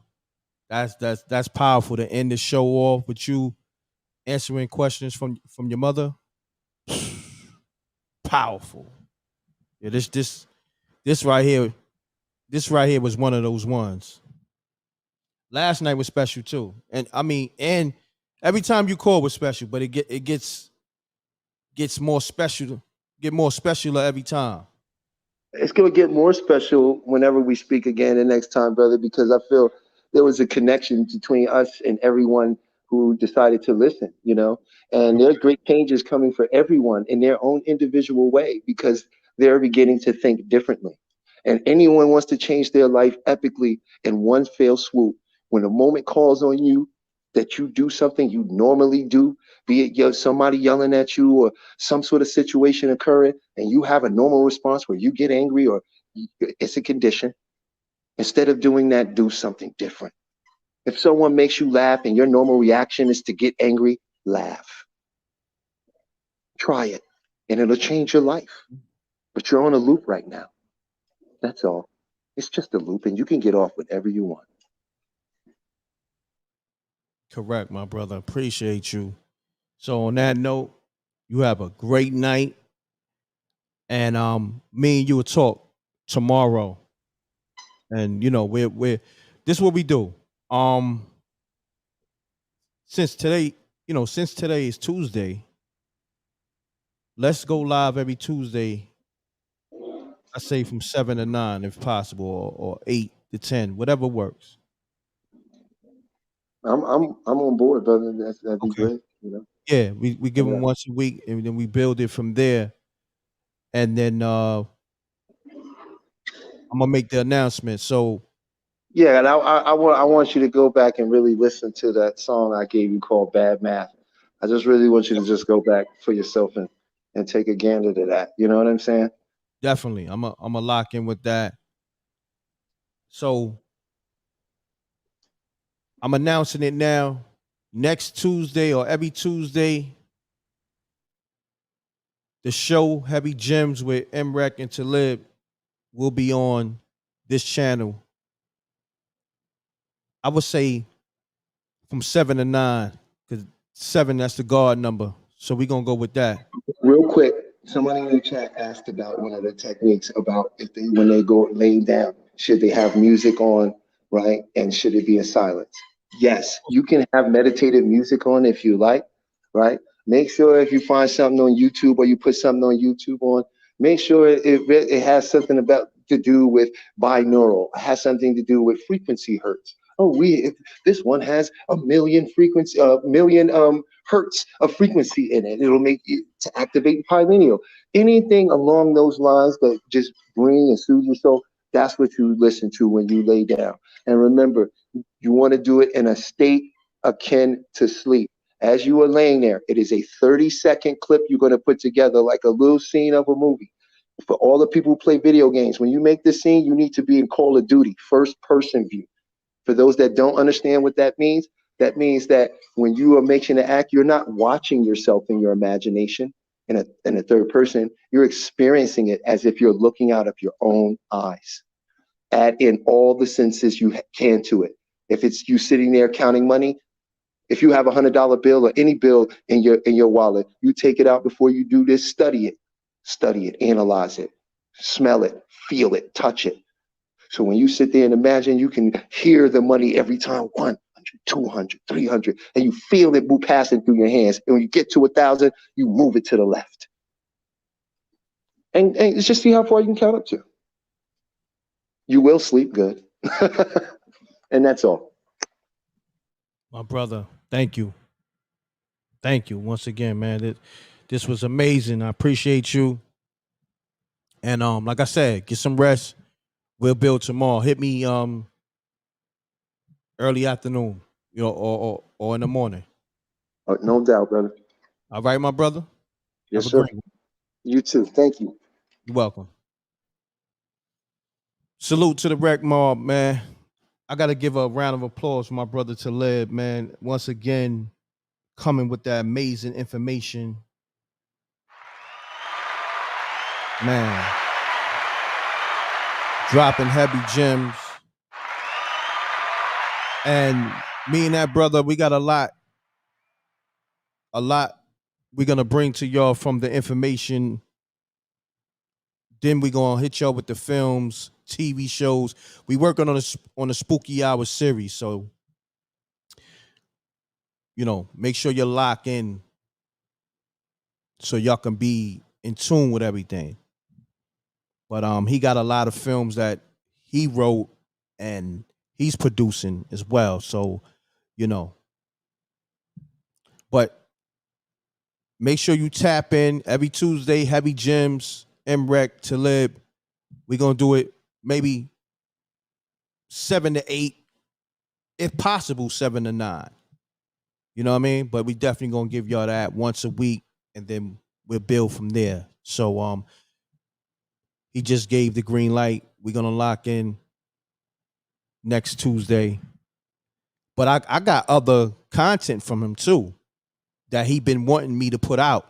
So I can probably give y'all some of that this week. But I told him, I said I had this, spoon feed y'all, but y'all ready. I see y'all ready. So on that note, appreciate y'all. Shouts to Thunder Productions on the super chat. Shouts to Dakota on the super chat. Lock me in, M.Reck. I just text you from 913-707 number. I would like to build with you and to live. Thanks, gods. Dakota, I got you. We're going to build. I'm going to lock you in. If you text me, I'm going to definitely lock you in, my brother. As a matter of fact, let me try to do that right now. See, I'll be trying to. Hold on. You text me. You text the 310 number, the 310-598 number. Let me see, because I don't see the text. Okay, I see it right now. There you go. You already. Hold on. Yeah, I got you already locked in, brother. You locked in, good brother. Got you, Carter. Got you. We spoke earlier. Oh yeah, we definitely gonna build behind the scenes. So on that note, and I appreciate you. That was a powerful call too. Real powerful.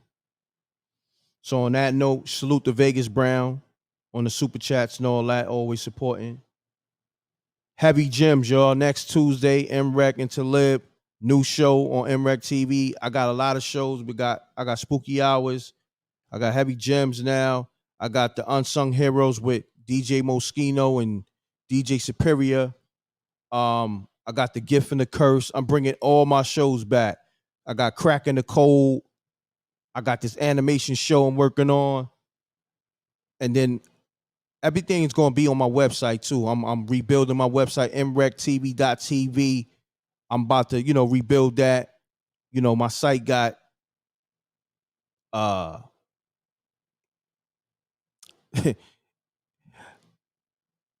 gonna just say it got put on timeout.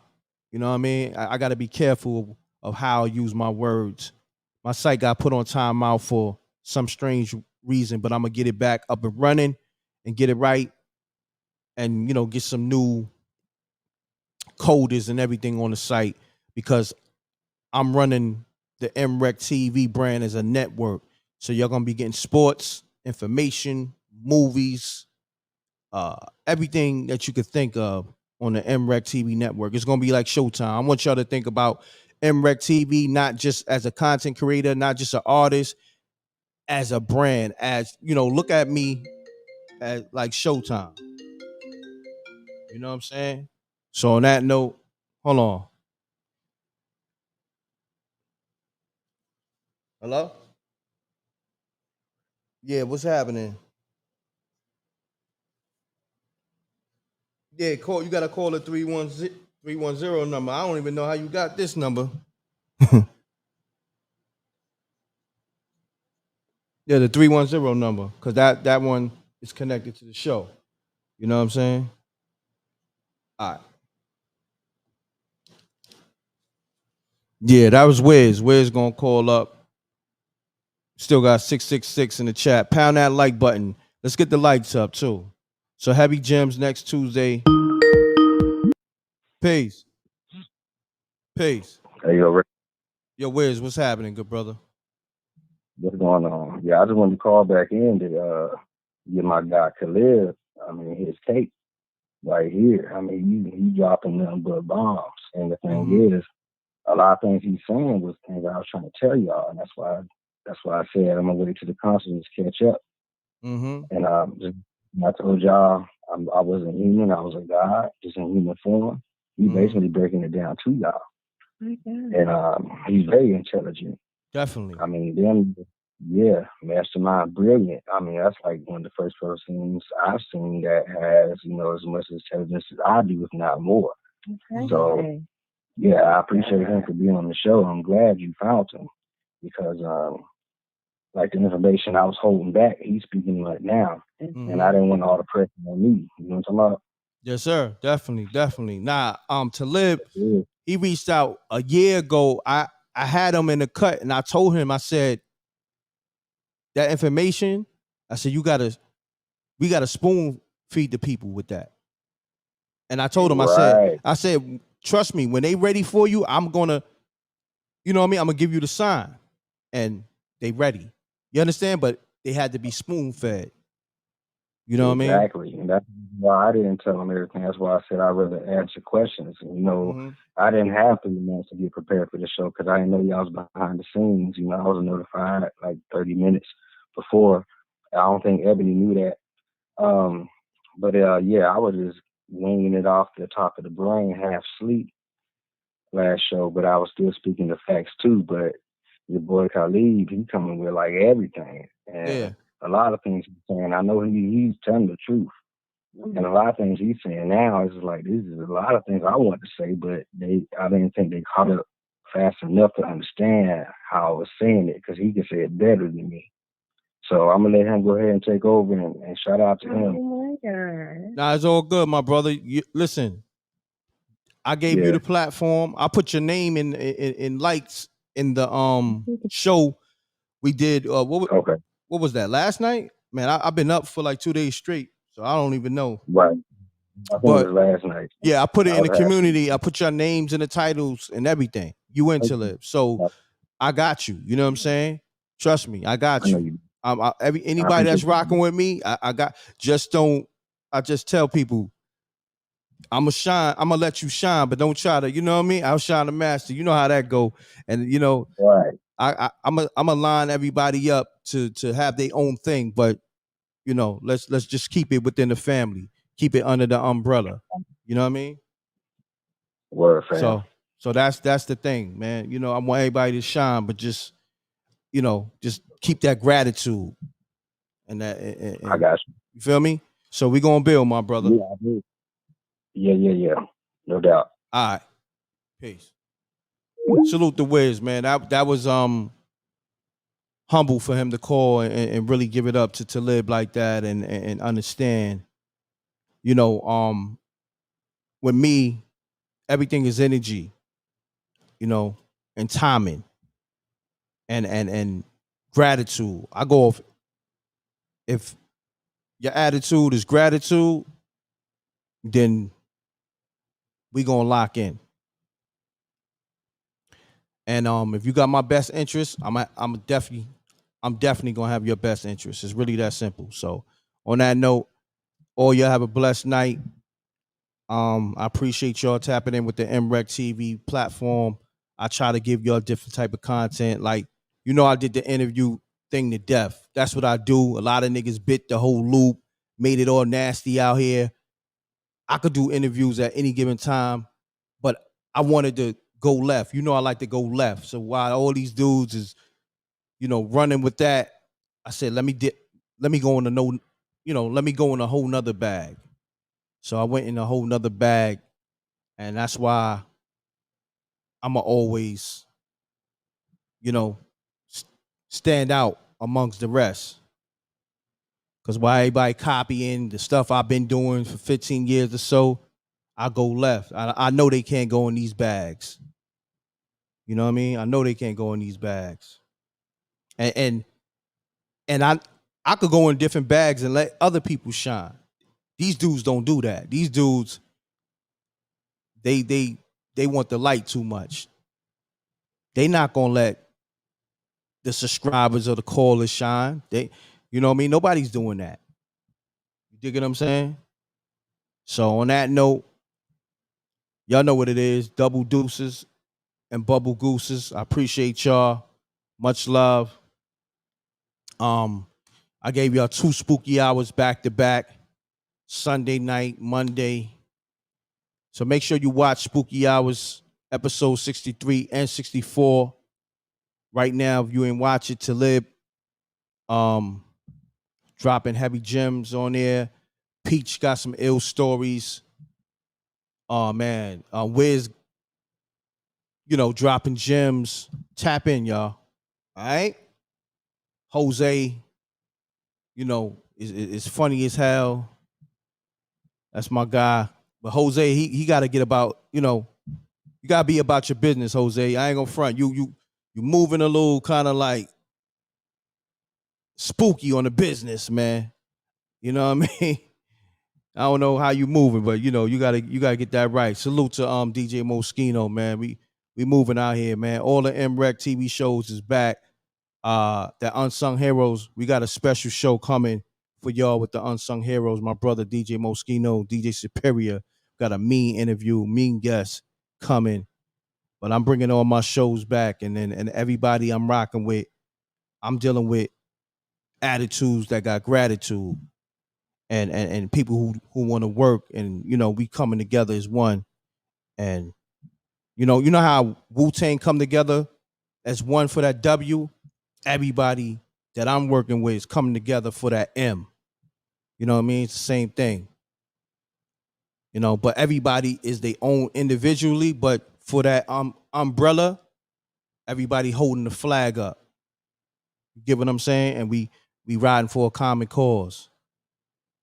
We all shine.